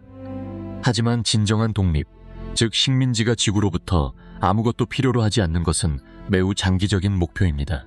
최소 50년에서 100년을 이야기하는 것이고 어쩌면 더 길 수도 있습니다. 이제 의료에 대해 이야기해 봅시다. 화성에서의 의료 응급 상황은 악몽 같은 시나리오입니다. 지구에서 심장마비가 오면 구급차를 부릅니다. 응급구조사가 몇 분 안에 도착합니다. 1시간 안에 병원에 있습니다. 의사들이 검사를 실시하고 필요하면 수술을 하고 현대 의료기술의 전체 범위에 접근할 수 있습니다. 화성에서 심장마비가 온다면 당신은 오직 함께 있는 동료들과 손에 쥘 의료 물품에만 의지해야 합니다. 최상의 시나리오는 팀원 중 한 명이 수술 경험이 있는 훈련된 의사라는 겁니다. 그래도 의료시설은 극도로 제한적일 것입니다. 작은 의무실에 기본 장비들, 붕대, 항생제, 진통제, 초음파 기기나 휴대용 엑스레이 같은 진단 도구 정도만 있겠죠. 하지만 제대로 된 병원과는 비교도 할 수 없습니다. 자기 공명영상 장치도 없고 수백 가지 약품이 갖춰진 약국도 없고 혈액은행도 없고 장기 이식 능력도 전무합니다. 수술이 필요하다면 그 작은 의무실에서 가장 의학 지식이 많은 사람이 집도해야 합니다. 수혈이 필요하다면 팀원 중 혈액형이 맞는 사람이 있고 기꺼이 헌혈해 주기를 바라는 수밖에 없습니다. 재고에 없는 약이 필요하다면 즉흥적으로 대응하거나 아예 포기해야 합니다. 일상적인 의료 문제라면 화성 식민지도 아마 관리할 수 있을 겁니다. 골절, 감염, 배인 상처와 멍, 이런 건 기본적인 의학 지식과 물품으로 치료 가능합니다. 하지만 심각한 응급 상황은 다릅니다. 심장마비, 뇌졸중, 맹장염, 중대한 외상, 이런 것들은 지구에서와 달리 화성에서는 생명을 위협하는 상황이 됩니다. 맹장염이 좋은 예시입니다. 지구에서는 일상적인 응급 상황이죠. 병원에 가서 외과의사가 맹장을 제거하고 몇 주 안에 회복합니다. 사망률은 매우 낮습니다. 1% 미만이죠. 화성에서 맹장염이 생기면 빠르게 수술해야 합니다. 그렇지 않으면 맹장이 파열되고 감염이 퍼지면서 며칠 내로 사망할 수 있습니다. 팀에 훈련받은 외과의사가 있고 맹장 절제술을 수행할 수 있다면 아마 괜찮을 겁니다. 외과의사가 없다면 덜 훈련된 누군가가 시도해야 하고 위험은 크게 증가합니다. 아니면 항생제로 치료하면서 수술 없이 해결되기를 바라는 수밖에 없는데 이게 통할 때도 있지만 항상 그런 건 아닙니다. 의료 지식 퇴화 문제도 있습니다. 지구에서 훈련받았지만 몇 년간 수술을 하지 않은 의사는 핵심 기술을 잊어버릴 수 있습니다. 의학 지식은 유지하려면 연습이 필요합니다. 화성에서는 인구가 적어서 의료 응급 상황이 드물 겁니다. 의사가 특정 시술을 수행하지 않고 몇 년을 보낼 수도 있죠. 진짜 응급 상황이 발생하면 그들의 실력은 녹슬어 있을 겁니다. 기업과 가지고 있는 의료 참고, 자료에만 의존해서 올바른 절차를 기억하기를 바라며 일해야 합니다. 이건 고립된 환경이라면 어디서나 실질적인 우려사항입니다. 남극 연구 기지들은 의료진을 정기적으로 교체하고 본토의 전문가들로부터 원격 의료 지원을 받는 방식으로 대응합니다. 화성에서는 원격 의료의 통신 지연 문제가 따릅니다. 지구의 의사가 수술 영상을 보고 조언을 제공할 수 있습니다. 하지만 영상을 보내고 응답을 받는 사이에 4분에서 24분의 지연이 있을 겁니다. 일상적인 상담에는 가능하지만 실시간 수술 지도에는 불가능합니다. 수술 중 문제가 생기면 화성의 의사는 혼자입니다. 의약품 문제도 있습니다. 약에는 유통기한이 있습니다. 대부분은 공식 유통기한 이후에도 한동안 효과가 있지만 효능은 감소합니다. 화성 식민지에서는 약품이 노화될 겁니다. 가져온 항생제는 몇 년 후 효과가 떨어질 수 있습니다. 진통제도 예전만큼 작동하지 않을 수 있죠. 그리고 화성에서 새 의약품을 제조하는 건 엄청나게 어려울 겁니다. 대부분의 현대 약물은 생산하려면 정교한 화학이 필요한 복잡한 유기분자입니다. 특수장비, 순수한 시약, 전문 지식이 필요합니다. 작은 화성 식민지는 제약 제조 능력을 갖추지 못할 겁니다. 지구에서 가져온 약에 의존해야 합니다. 그 약들이 노화되고 효과를 잃으면서 정기적인 보급 임무가 신선한 약품을 가져오지 않는 한 식민지의 의료 능력은 퇴화될 것입니다. 그리고 여행 중 의료 응급 상황 문제도 있습니다. 화성으로 가는 6개월에서 9개월 비행 중에 누군가 심장마비를 겪는다면 어떻게 하시겠습니까? 되돌아갈 수 없습니다. 지구는 수백만 마일 뒤에 있습니다. 화성은 수백만 마일 앞에 있습니다. 제한된 의료시설을 갖춘 우주선 안에 갇혀 있는 겁니다. 팀의 의료진이 최선을 다하겠지만 결과는 불확실합니다. 환자가 초기 사건에서 살아남더라도 심장질환을 안고 화성에 도착하게 됩니다. 기지를 세우는 데 필요한 육체 노동을 여전히 할 수 있을까요? 그럴 수 없다면 이제 제 몫을 못하는 팀원이 생긴 거고 다른 모두에게 더 큰 부담이 됩니다. 가혹한 현실이지만 임무 계획자들이 고려해야 할 사항입니다. 화성 임무를 위한 승무원 선발은 건강을 매우 신중하게 고려해야 합니다. 만성질환이나 질병에 대한 유전적 소인이 없는 가장 건강한 사람들만 선발될 겁니다. 그래도 사고와 급성질환은 누구에게나 일어날 수 있습니다. 화성에서 누군가 사망하면 어떻게 될까요? 임무 중에 팀원이 사고, 질병 또는 다른 원인으로 사망한다면 시신을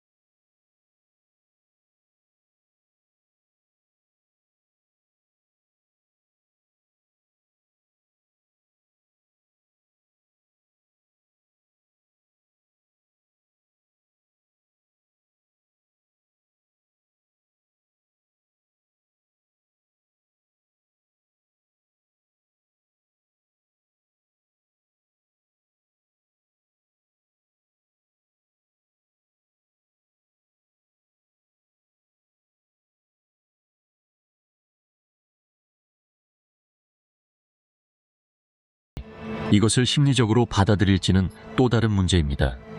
우리가 사망한 이들의 시신을 다루는 방식에는 깊은 문화적, 감정적 애착이 있습니다. 사람들에게 사망한 친구를 재활용 가능한 자원으로 생각하라고 요구하는 건 심리적으로 어려울 것입니다. 하지만 또 다른 관점도 있습니다. 화성은 생존을 위해 가혹한 실용주의가 필요할 수 있는 곳입니다. 이것이 바로 화성 식민지가 우리에게 마주하도록 강요할 윤리적 질문들의 종류입니다. 이제 통신 문제를 좀 더 깊이 파헤쳐 봅시다. 지구와 화성 사이의 통신 지연은 두 행성이 궤도상 어디에 위치하느냐에 따라 달라집니다. 지구와 화성이 가장 가까울 때, 약 5,500만 킬로미터 떨어져 있을 때 빛이 이동하는 시간은 편도로 약 3분입니다. 메시지를 보내고 응답을 받는데 왕복 6분이 걸립니다. 반대로 지구와 화성이 태양 반대편에 있을 때는 약 4억 킬로미터 떨어져 있고 빛의 이동 시간은 편도 약 22분입니다. 왕복 44분이죠. 그리고 화성이 지구 관점에서 태양 바로 뒤에 있을 때는 아예 통신이 불가능합니다. 태양이 신호를 차단하기 때문입니다. 이런 태양합 현상은 대략 2년마다 발생하며 몇 주간 지속됩니다. 그 기간 동안 식민지는 지구와 완전히 단절됩니다. 통신 지연 때문에 실시간 대화는 불가능합니다. 집에 전화를 걸어 가족과 이야기할 수 없습니다. 메시지를 보냅니다. 그리고 4분에서 44분을 기다려 응답을 받습니다. 그들이 응답할 때쯤이면 그 순간은 이미 지나가 버렸습니다. 대화라기보다는 이메일을 주고받는 것에 가깝습니다. 이것은 심리적으로 고립감을 안겨줄 것입니다. 인간은 사회적 동물입니다. 우리는 실시간 소통을 위해 진화했습니다. 대화, 표정, 몸짓, 대화 속 차례 주고받기, 이 모든 것이 우리가 상호작용하는 방식에 깊이 뿌리박혀 있습니다. 화성에서는 지구에 있는 누구와도 그런 걸 나눌 수 없습니다.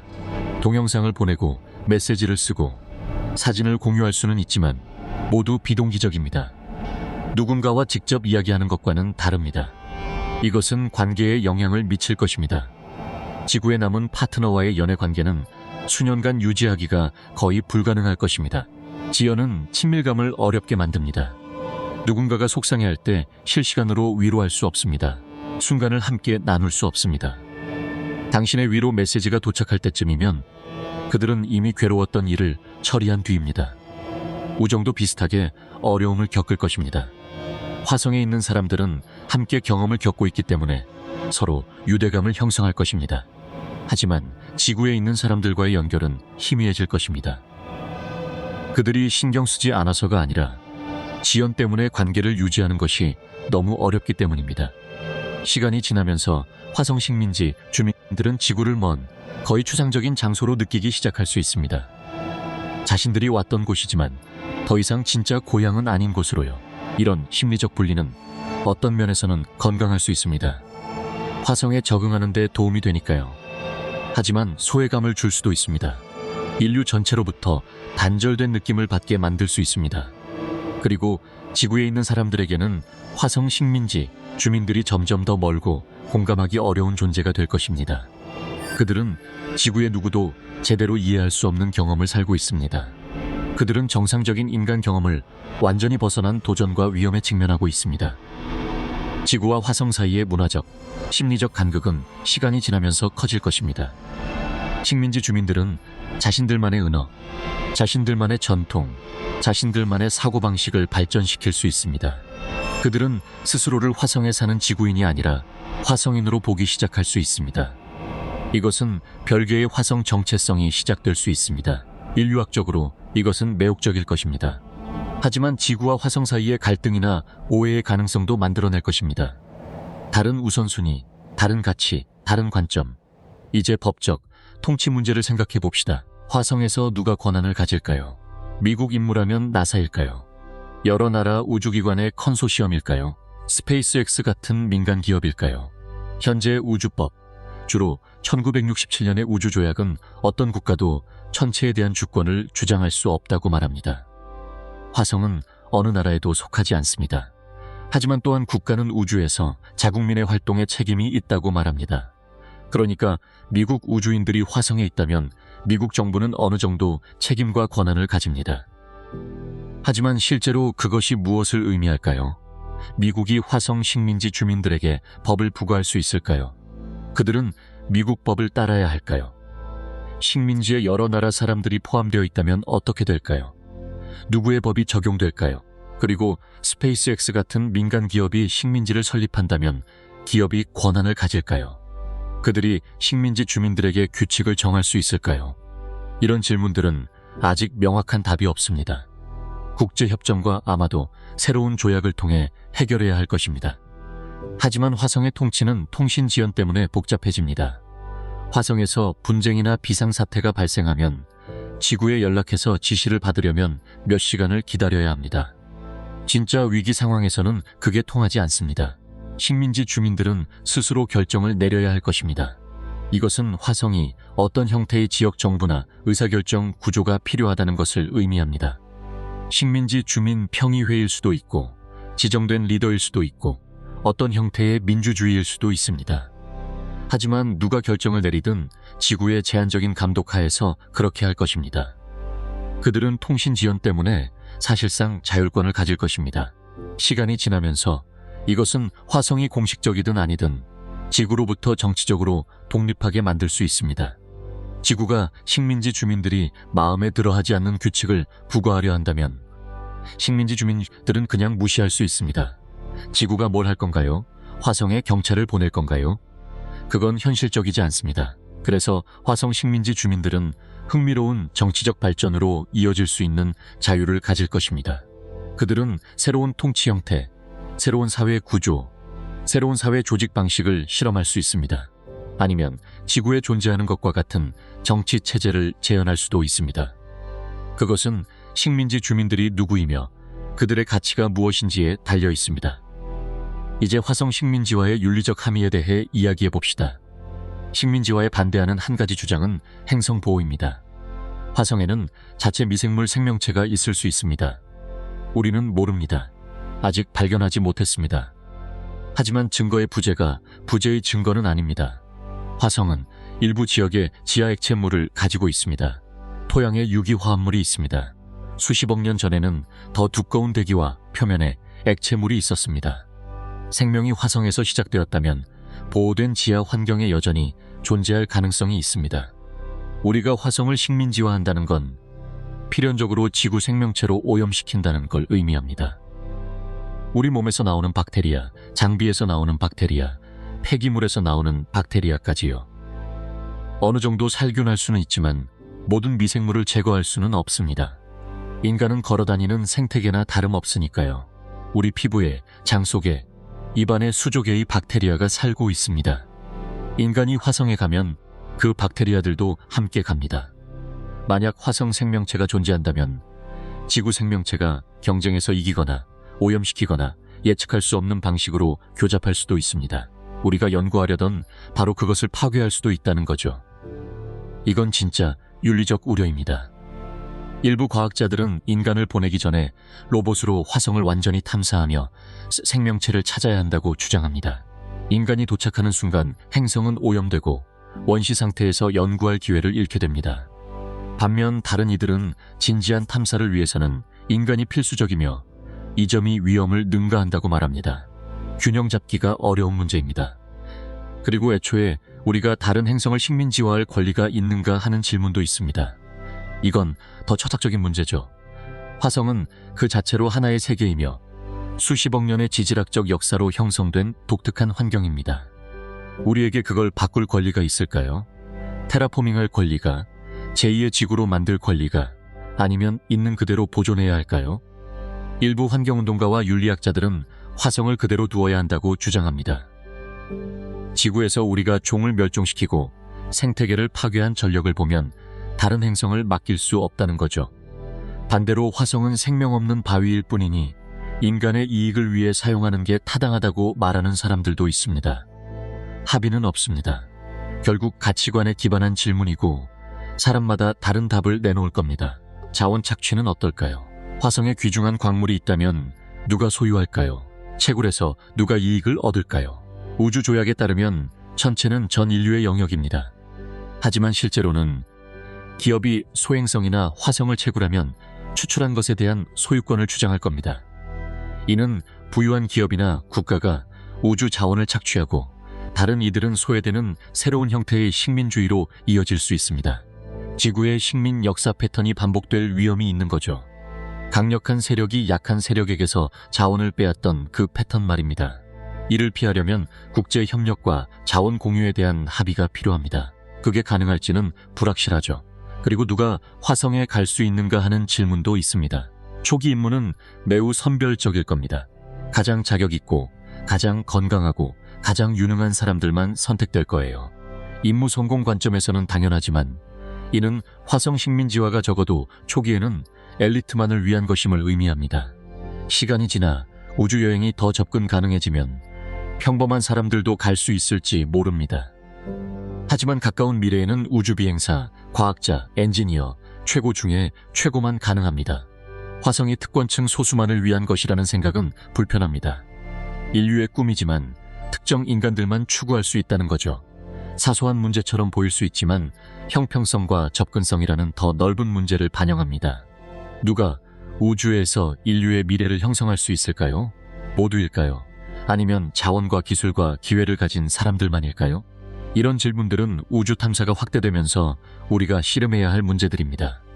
이제 앞서 언급했지만 더 깊이 다룰 가치가 있는 걸 이야기해 봅시다. 먼지 폭풍입니다. 화성은 먼지 폭풍으로 유명한데 지구의 것과는 차원이 다릅니다. 사하라나 미국 남서부 같은 곳의 지구 먼지 폭풍도 충분히 끔찍합니다. 시야를 가리고 비행을 중단시키고 장비를 손상시키고 호흡기 문제를 일으킵니다. 하지만 지역적이고 비교적 빨리 지나갑니다. 보통 몇 시간이나 며칠 안에요. 화성 먼지 폭풍은 전 지구적일 수 있습니다. 행성 전체를 뒤덮을 수 있고 몇 달간 지속될 수 있습니다. 2018년 전 지구적 먼지 폭풍이 몇 달간 화성을 덮었습니다. 하늘이 너무 어두워져서 거의 15년간 작동하던 오퍼튜니티 로버가 태양 전지판으로 전기를 생산할 수 없어 전원을 잃었습니다. 나사는 하늘이 맑아지면 오퍼튜니티가 재충전되길 바라며 폭풍을 기다렸습니다. 하지만 로버는 다시는 응답하지 않았습니다. 전력을 너무 많이 잃어서 내부 시계가 고장났고 폭풍이 끝난 후에도 태양 전지판을 태양 쪽으로 재조정할 수 없었을 겁니다. 전지판에 쌓인 먼지가 너무 두꺼워 털어낼 수 없었겠죠. 또는 전력 없이 보낸 몇 달간의 극심한 추위가 중요 부품을 손상시켰을 수도 있습니다. 이유가 뭐였든 오퍼튜니티는 사라졌습니다. 인간 식민지에게 전 지구적 먼지 폭풍은 대규모 위기일 겁니다. 태양 에너지에 의존한다면 전기 생산량이 극적으로 떨어집니다. 대기가 먼지로 인해 주황갈색으로 변합니다. 햇빛 수준이 정상의 일부로 떨어집니다. 태양 전지판은 평소 출력의 10%나 20%, 어쩌면 그 이하를 생산할 겁니다. 이는 거대한 배터리 비축량이나 원자력 같은 다른 전원이 필요하다는 걸 의미합니다. 충분한 전력이 없으면 생명 유지 시스템이 고장나기 시작합니다. 난방이 불충분해지고 거주지가 추워집니다. 공기순환이 느려지고 이산화탄소가 축적됩니다. 물 재활용이 멈추고 비축량을 소모하기 시작합니다. 의존하는 모든 시스템은 전력이 필요한데 몇 달간 이어지는 먼지 폭풍은 그 시스템들을 한계까지 밀어붙일 겁니다. 원자로가 기본 전력을 제공한다 해도 전기를 배급해야 할 가능성이 큽니다. 필수적이지 않은 시스템은 차단됩니다. 온실 조명이 줄어듭니다. 과학 장비 전원이 꺼집니다. 통신이 필수 메시지로 제한됩니다. 모두가 가능한 모든 방법으로 에너지를 절약합니다. 그리고 먼지 자체가 있습니다. 화성 먼지는 믿을 수 없을 만큼 미세합니다. 텔컴 파우더보다 더 고운 거죠. 개별 입자는 마이크로미터 수준입니다. 먼지 폭풍 동안 이 미세한 먼지는 모든 곳에 침투합니다. 밀봉부를 뚫고 들어가고 태양 전지판을 덮고 기계 관절에 들어가고 광학 장치를 긁습니다. 먼지는 또한 대기 중 마찰 때문에 정전기로 대전되어 있습니다. 이 때문에 표면에 달라붙습니다. 그냥 불어서 없앨 수가 없어요. 들러붙는 거죠. 아폴로 임무에서 달먼지가 엄청난 문제였는데 달먼지는 질감과 정전기 특성에서 화성먼지와 비슷합니다. 우주비행사들은 월면 착륙선 안으로 먼지가 들어오는 것을 막을 방법이 없었습니다. 월면 활동 중에 우주복에 묻은 먼지가 그들과 함께 안으로 들어왔죠. 밀봉부, 전자장비, 그리고 폐소까지 침투했습니다. 여러 우주비행사들이 미세한 양의 먼지를 흡입한 후 호흡기 자극 증상을 보고했습니다.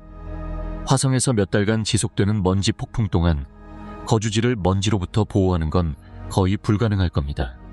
누군가 밖에 나갔다가 돌아올 때마다 먼지를 함께 가져오게 되니까요. 시간이 지나면서 거주지 내부는 오염될 수밖에 없습니다. 식민지 주민들은 끊임없이 낮은 수준의 먼지를 호흡하게 될 겁니다. 그리고 기억하세요. 화성 먼지에는 과염소산염이 들어있습니다. 독성 물질이죠. 과염소산염 먼지에 장기간 노출되면 심각한 건강 문제가 발생합니다. 앞서 말했던 갑상선 문제뿐만 아니라 폐와 다른 장기에도 잠재적 손상을 입힙니다. 공기여과 시스템은 과부하로 돌아갈 거고 필터는 자주 교체해야 합니다. 필터가 떨어지면 공기질이 악화되죠. 먼지로 인한 기계적 문제는 시간이 갈수록 누적됩니다. 탐사 차량들은 가속화된 마모를 겪을 겁니다. 에어락 밀봉부는 더 빨리 열화되고 경첩과 관절은 거칠어지고 뻣뻣해집니다. 유리 표면에 흠집이 쌓이면서 태양 전지판 효율은 영구적으로 떨어지죠. 먼지 폭풍이 올 때마다 장비는 타격을 입고 작동 수명은 단축됩니다.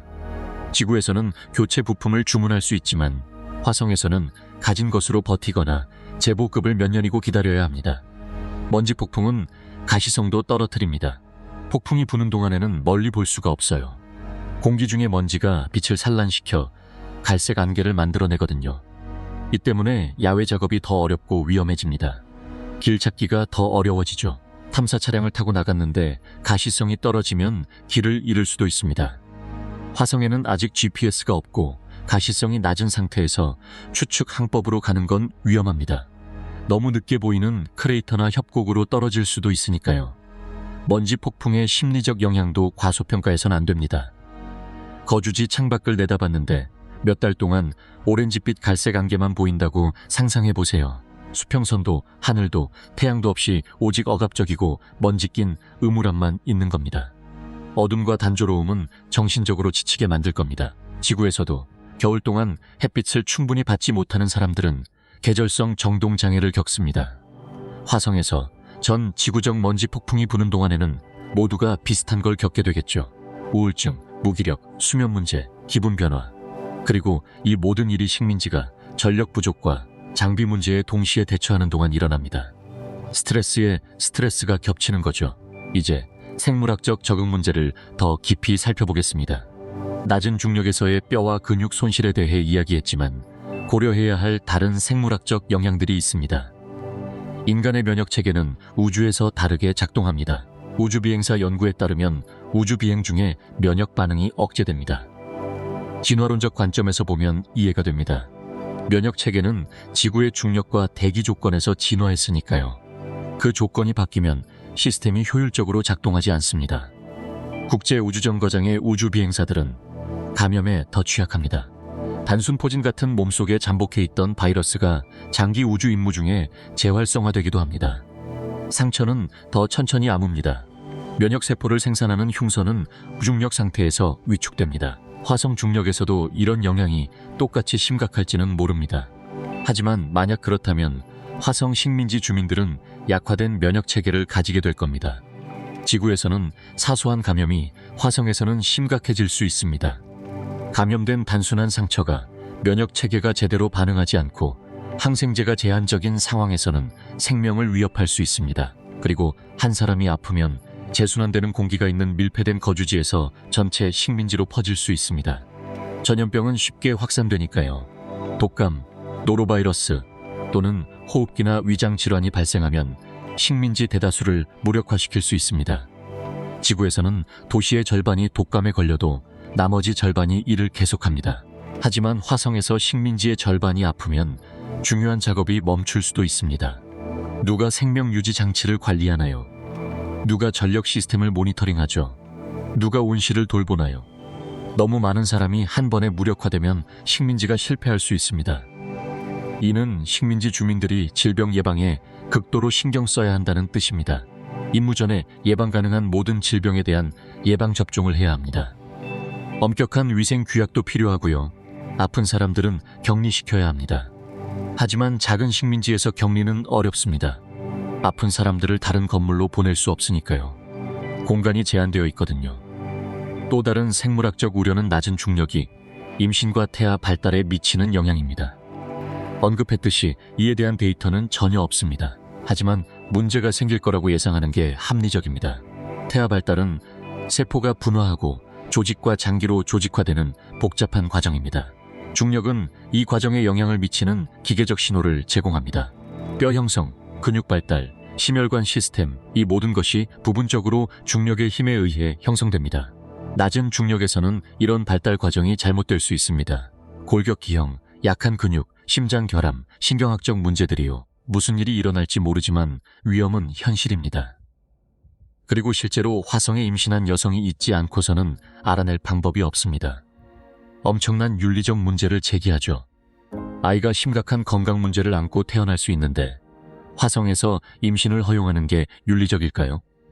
잠재적 식민지 주민들이 자신과 태어나지 않은 자녀를 위해 그 선택을 할 권리가 있을까요? 아니면 위험을 더 잘 이해할 때까지 임신을 유예해야 할까요? 이것들은 매우 개인적이고 윤리적으로 복잡한 질문들입니다. 어떤 사람들은 생식이 기본적인 인권이며 제한될 수 없다고 주장할 겁니다. 다른 사람들은 심각한 건강 문제에 높은 위험이 있는 상태로 아이를 세상에 데려오는 게 무책임하다고 주장하겠죠. 그리고 화성에서 건강 문제를 가진 아이들이 태어나면 치료받을 수 있을까요? 선천적 질환에 대한 의료 서비스는 종종 전문 장비와 전문 지식을 필요로 합니다. 예를 들어 신생아 심장 수술은 믿을 수 없이 복잡하고 전문가 팀이 필요합니다. 화성에는 그게 없죠. 지구에서는 교정 가능한 심장 결함을 가지고 태어난 아이가 화성에서는 운명이 정해질 수도 있습니다. 이것은 식민지 주민들이 고려해야 할 가슴 아픈 시나리오입니다. 지구에서 가장 혹독한 환경과의 비교를 한번 살펴볼까요? 어떤 사람들은 이렇게 말합니다. 만약 인류가 남극이나 사하라 사막 혹은 심해에서 살아남을 수 있다면 화성에서도 살아남을 수 있다고요. 하지만 이 비교는 성립하지 않습니다. 남극은 혹독합니다. 맞아요. 겨울철 기온은 영하 90도까지 떨어집니다. 고립되어 있고 건조하며 적대적인 환경이죠. 그런데 남극에는 숨 쉴 수 있는 공기가 있습니다. 우주복 없이도 밖으로 나갈 수 있어요. 따뜻한 옷만 있으면 되죠. 만약 난방이 고장 나더라도 연료를 태우고 옷을 여러 겹 입고 몸을 움직이며 한동안 버틸 수 있습니다. 식량이 떨어지면요? 물개나 펭귄 같은 야생동물을 사냥할 수도 있습니다. 이상적이진 않지만요. 의료 응급 상황이 발생하면 구조를 받을 수 있습니다. 날씨가 허락한다면 비행기가 남극 연구기지에 몇 시간 혹은 며칠 안에 도착할 수 있죠. 고립되어 있긴 하지만 여전히 지구 위에 있는 겁니다. 구조가 가능합니다. 화성은 이런 대안을 전혀 제공하지 않습니다. 대기가 몇 분 안에 당신을 죽일 겁니다. 사냥할 야생동물도 없습니다. 지구에서 오는 구조대도 없습니다. 지구 어디와도 비교할 수 없는 방식으로 완전히 혼자입니다. 사하라 사막은 뜨겁고 건조하며 적대적입니다. 그러나 공기가 있습니다. 어디를 찾아야 하는지 안다면 물도 있죠. 생명체가 있습니다. 곤충, 파충류, 식물들이요. 만약 사하라에서 고립되었는데 재치가 있다면 구조대가 올 때까지 살아남을 수도 있습니다. 화성에서는요. 만약 거주지 밖에서 고립된다면 우주복 안에 공기만 있을 뿐입니다. 아마 몇 시간 분량이죠. 그게 전부입니다. 근처에 물도 없습니다. 태양 복사선을 피할 그늘도 없습니다. 우주복이 고장나면 구조 가능성도 없습니다. 심해도 사람들이 자주 하는 비교입니다. 인류는 잠수정을 타고 해양의 가장 깊은 곳까지 도달했죠. 압력은 짓누르고 어둠은 완전하며 추위는 극심합니다. 하지만 바다는 지구에 있습니다. 뭔가 잘못되면 수면으로 떠오를 수 있습니다. 구조 잠수함을 보낼 수 있죠. 몇 시간 안에 육지로 돌아갈 수 있습니다. 그리고 바다는 생명으로 가득합니다. 가장 깊은 곳에서도 물고기, 미생물, 생태계가 있습니다. 화성에는 그런 게 전혀 없습니다. 불모지이고 차갑고 공기가 없으며 방사선에 흠뻑 젖어 있습니다. 비교 자체가 성립하지 않습니다. 화성은 지구 어디와도 질적으로 다릅니다. 단순히 더 어렵거나 더 극단적인 게 아닙니다. 완전히 다른 범주의 적대적 환경입니다. 어떤 사람들은 기술이 그 차이를 메운다고 주장합니다. 우주복과 거주지가 우리에게 필요한 보호를 제공한다고요. 하지만 기술은 실패합니다. 밀봉이 균열됩니다. 전자장비가 오작동합니다. 전력 시스템이 멈춥니다. 지구에서는 기술이 실패해도 대안이 있습니다. 자연적인 공기, 물, 온화한 온도가 있죠. 화성에서는 기술이 실패하면 당신은 끝입니다. 자연적인 백업이 없습니다. 모든 시스템이 영원히 언제나 완벽하게 작동해야만 하는 것에 완전히 의존하게 됩니다. 이것은 인류가 이전에 경험해 본 적 없는 수준의 취약성입니다. 우리가 가진 가장 가까운 유사 사례인 국제우주정거장에서조차 우주비행사들은 응급상황 발생 시 소유주 캡슐로 대피해서 몇 시간 안에 지구로 돌아올 수 있습니다. 화성에서는 대피가 불가능합니다. 다음 발사 시기까지 몇 년 동안 그곳에 갇혀 있습니다. 그리고 만약 대피가 필요할 정도로 상황이 나쁘다면 2년을 기다리는 것은 선택지가 아닐 수도 있습니다. 이것은 화성 식민지와의 가장 냉정한 측면으로 이어집니다. 바로 영구성입니다. 일단 거기 가면 거기 있는 겁니다. 최소 몇 년 동안, 어쩌면 평생 동안요. 만약 마음이 바뀌거나 향수병에 걸리거나 심리적 스트레스가 너무 커진다면요. 어쩔 수 없습니다. 행성들이 정렬할 때까지 떠날 수 없습니다. 그리고 그때가 되어도 당신의 건강 상태와 화성 중력에 얼마나 적응했는지에 따라 떠나는 것이 안전하지 않을 수도 있습니다. 이것 역사상 다른 어떤 인류의 이주와도 다릅니다. 유럽인들이 아메리카로 항해했을 때 여정은 위험했고 몇 달이 걸렸습니다. 하지만 일단 도착하면 이론적으로는 돌아갈 수 있었습니다. 어려웠지만 가능했죠. 오늘날 사람들이 지구의 외딴 장소로 이동할 때도 일이 잘 풀리지 않으면 떠날 수 있습니다. 남극에서 일을 그만두고 집으로 비행기를 타고 갈 수 있습니다. 사하라 연구기지를 떠날 수 있습니다. 심해에서 수면으로 떠오를 수 있습니다. 화성에서는 몇 년 동안 묶여 있습니다. 그리고 화성에서 태어난 사람들은 만약 낮은 중력 적응이 그들이 지구에서 살 수 없게 만든다면 평생 묶이게 됩니다. 그들은 선택이 아니라 생물학적으로 화성인이 되는 겁니다. 그것은 무거운 현실입니다. 이것은 화성 식민지화가 단지 물리적 도전만이 아니라는 것을 의미합니다. 실존적 도전입니다. 인간이 된다는 것이 무엇을 의미하는지, 탐험과 확장을 위해 무엇을 기꺼이 희생할 것인지, 그리고 그 이익이 비용만큼 가치가 있는지에 대한 질문들과 마주하게 만듭니다. 자, 이제 왜냐는 질문으로 돌아가 봅시다. 왜 애초에 화성을 식민지화하는 걸까요? 우리는 많은 시간을 끔찍한 것들, 엄청난 도전 과제들, 위험들, 비용들을 논의하는 데 썼습니다. 그렇다면 긍정적인 면은 뭘까요? 우리는 무엇을 얻기를 바라는 걸까요? 가장 흔한 주장은 과학적 지식입니다. 화성은 매혹적인 세계입니다. 화성의 지질학, 기후 역사, 그리고 생명체가 존재했었는지를 이해하는 것은 행성 형성과 우주에서의 생명 가능성에 대해 많은 것을 알려줄 것입니다. 만약 화성에 한때 생명체가 있었다는 증거를 찾거나 더 나아가 여전히 생명체가 있다는 것을 발견한다면 그것은 인류 역사상 가장 중요한 발견 중 하나가 될 것입니다. 그것은 생명이 지구에만 국한되지 않으며 다른 조건 하에서 다른 곳에서도 발생할 수 있다는 것을 알려줄 것입니다. 그것은 우주에서 우리의 위치에 대한 이해를 근본적으로 바꿀 것입니다. 하지만 이런 과학 연구를 하기 위해 식민지가 필요한 건 아닙니다. 로봇 임무로 대부분을 달성할 수 있습니다. 탐사 로봇, 착륙선, 공중 드론, 샘플 회수 임무, 이 모든 것들이 화성을 탐험하고 데이터를 수집할 수 있습니다. 화성에 있는 인간이 더 정교한 과학을 가능하게 할 것입니다. 물론이죠. 화성의 지질학자는 더 넓은 지역을 커버하고 어디서 샘플을 채취할지에 대해 더 나은 결정을 내리고 로버보다 예상치 못한 발견에 더 잘 적응할 수 있습니다. 하지만 그것이 인간을 보내는 비용과 위험만큼 가치가 있을까요? 논쟁의 여지가 있습니다. 또 다른 주장은 기술 개발입니다.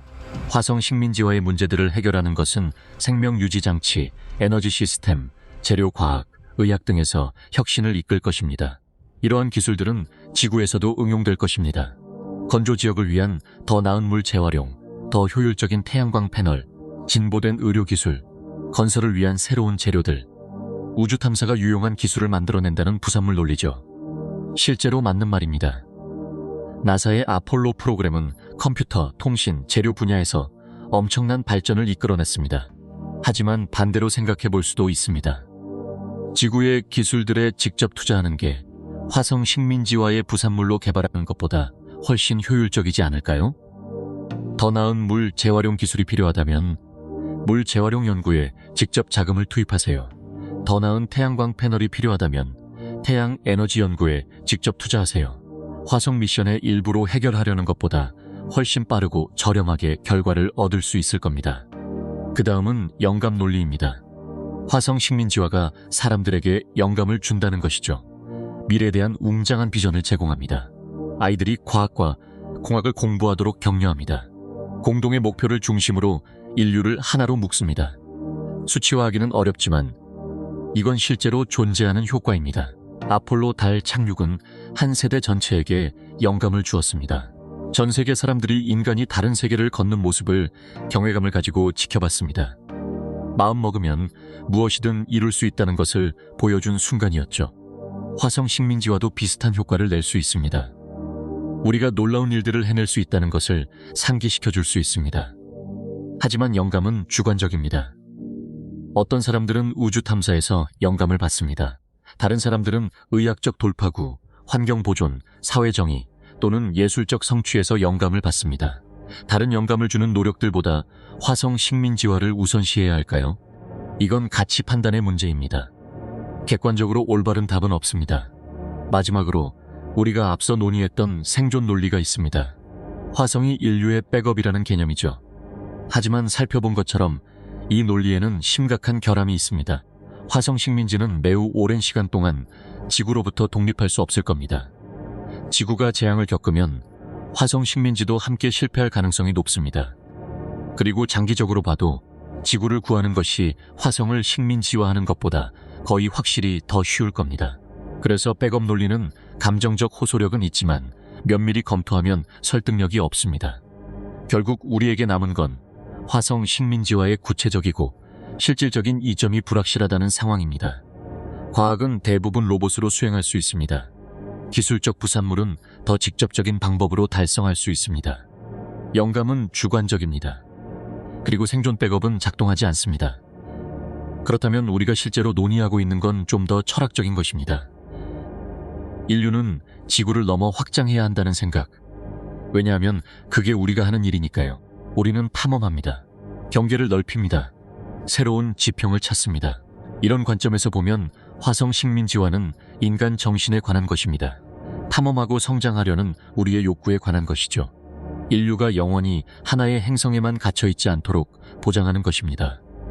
종으로서 우리 진화의 다음 단계를 밟는 것입니다. 이건 강력한 아이디어입니다. 하지만 동시에 추상적이기도 합니다. 식탁에 음식을 놓아주지도 질병을 치료하지도 우리가 지구에서 직면한 매우 현실적인 문제들을 해결하지도 않습니다. 그리고 여기서 논쟁이 어려워집니다. 우리는 제한된 자원, 제한된 시간, 제한된 관심을 가지고 있습니다. 화성 식민지화에 막대한 투자를 할 것인가? 아니면 지구의 문제들에 집중할 것인가? 기후변화, 빈곤, 질병, 정치적 불안정, 환경 파괴. 이것들은 지금 당장 수십억 명의 사람들에게 영향을 미치는 시급한 문제들입니다. 다른 행성을 식민지화할 걱정을 하기 전에 이것들을 먼저 해결해야 하지 않을까요? 아니면 둘 다 할 수 있을까요? 지구의 문제들을 해결하면서 동시에 우주 탐사도 추구할 수 있을까요? 아마도요. 하지만 자원은 한정되어 있습니다. 화성 미션에 쓰이는 돈은 재생에너지, 의료, 교육 또는 인프라에 쓰이지 않는 돈입니다. 이건 화성 식민지화가 잘못됐다는 말이 아닙니다. 그건 선택이고 선택에는 기회비용이 따른다는 얘기입니다. 우리가 무엇을 우선시하는지, 왜 그런지에 대해 솔직해야 합니다. 어떤 사람들에게 화성의 꿈은 그 비용을 감수할 가치가 있습니다. 그건 희망, 야망, 그리고 인간 열망의 최고를 상징합니다. 다른 사람들에게는 더 시급한 문제로부터의 주의 분산일 뿐입니다. 지구가 불타는 동안 억만장자들의 허영 프로젝트죠. 두 관점 모두 타당성이 있습니다.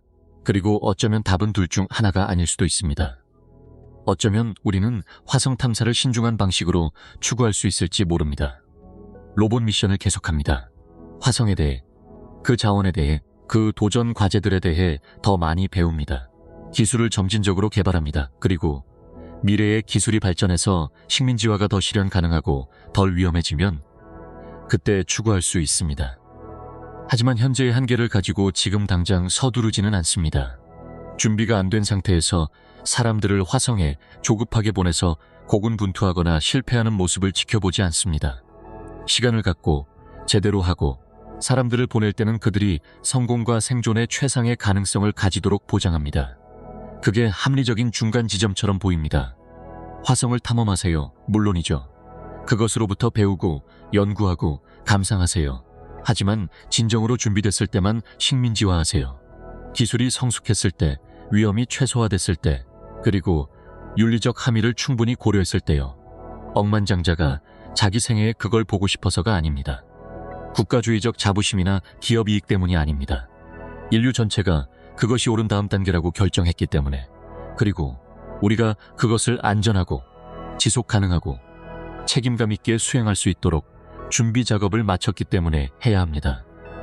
화성 식민지와의 무서운 문제는 대부분의 사람들이 깨닫는 것보다 훨씬 더 심각한 도전 과제들이 있다는 것입니다. 암을 유발할 수 있는 방사선 노출, 보호 장비 없이는 몇 분 안에 죽을 수 있는 독성 환경, 극심한 추위, 공기 없음, 물 순환 없음, 먹이 사슬 없음, 시간이 지나면 몸을 망가뜨릴 수 있는 약한 중력, 정신을 시험할 심리적 고립, 진정한 독립을 거의 불가능하게 만드는 지구에 대한 경제적 의존, 그리고 이 모든 것이 화성이 수백만 마일 떨어져 있다는 사실로 인해 더욱 악화됩니다. 재보급은 어렵고 구조는 불가능합니다. 이것들은 사소한 장애물이 아닙니다. 쉬운 해결책이 없는 근본적인 문제들입니다. 어떤 것들은 현재의 물리학과 생물학의 제약 내에서는 전혀 해결책이 없을 수도 있습니다. 이게 우리가 절대로 화성에 사람을 보내지 않을 거라는 의미는 아닙니다. 단기 미션, 과학 연구, 탐험을 위해서는 아마 보낼 겁니다. 하지만 먼 미래에는 어떨까요? 우리가 아직 상상조차 못하는 기술들이 등장한다면요? 인간의 유전자를 조작해서 방사선에 더 강하고 약한 중력에 더 잘 적응하게 만드는 거예요. 우리가 아직 만들 줄 모르는 인공 중력 시스템, 에너지를 풍부하고 저렴하게 만들어주는 핵융합 발전, 화성에서의 건설을 훨씬 쉽게 만들어줄 재료과학의 혁신적 돌파구, 힘든 작업 대부분을 자동화시켜줄 인공지능과 로봇공학의 발전, 이런 종류의 기술 진보가 이루어진다면 그때는 화성 식민지화가 가능해질 수도 있겠죠. 그런데 이건 모두 추측성 미래 기술이에요. 지금 우리가 가진 것, 그리고 앞으로 수십 년 안에 가질 것으로 보이는 기술로는 화성 식민지화는 여전히 엄청나게 어렵고 위험합니다. 화성에 가는 사람들, 특히 초기 미션에 참여하는 사람들은 엄청난 위험을 감수하게 될 거예요. 그들은 진정한 의미의 개척자가 될 겁니다. 매 순간, 매일매일 그들을 죽이려는 환경과 맞서 싸우면서요. 그들 중 일부는 돌아오지 못할 겁니다. 자발적 선택이든 뭔가 잘못되어서든요. 이게 우리가 마주한 현실입니다. 불가능한 건 아니에요. 인간은 이전에도 불가능한 일들을 해냈으니까요. 하지만 훨씬 더 어렵습니다. 훨씬 더 위험하고 낙관적으로 그려지는 비전들보다 훨씬 더 불확실해요. 도전 과제의 깊이를 진정으로 이해하는 게 중요합니다. 왜냐하면 만약 우리가 이걸 할 거라면, 화성에 거점을 세우기 위해 필요한 자원과 생명을 투자할 거라면 눈을 뜨고 해야 해요. 얼마나 어려울지 정확히 알고, 사람들에게 무엇을 희생하라고 요구하는지 정확히 알고, 우리의 모든 노력에도 불구하고 실패할 수도 있다는 걸 알면서요. 그게 화성 식민지화에 대한 솔직한 진실입니다. 우리의 손이 닿지 않는 꿈일 수도 있고, 최소한 우리가 인정하고 싶은 것보다 훨씬 더 오랫동안 손이 닿지 않을 수도 있어요. 그리고 어쩌면 그게 괜찮을 수도 있어요. 어쩌면 화성은 식민지화하는 게 아니라 방문하고 연구하고 멀리서 감상하기 위한 곳일지도 모릅니다. 어쩌면 우리의 노력은 우리를 지탱해 줄 수 있다고 알려진 단 하나의 행성, 바로 지구를 돌보는 데 쓰는 게 더 나을지도 몰라요. 모든 문제에도 불구하고 여전히 알려진 우주에서 인간의 삶에 가장 환영받는 장소인 창백한 푸른 점. 왜냐하면 도전 과제들을 정말로 들여다볼 때, 우리가 맞서고 있는 것을 솔직하게 평가할 때 지구가 얼마나 소중하고 희귀한지 깨닫기 시작하거든요. 아무 생각 없이 들이마시는 모든 숨결, 마시는 모든 한 모금의 물, 우주복 없이 밖에서 보내는 모든 순간, 모든 일출과 일몰, 비, 바람, 계절, 주변의 모든 생명, 이 모든 것이 화성은 절대 우리에게 줄 수 없는 거예요. 자연적으로는요.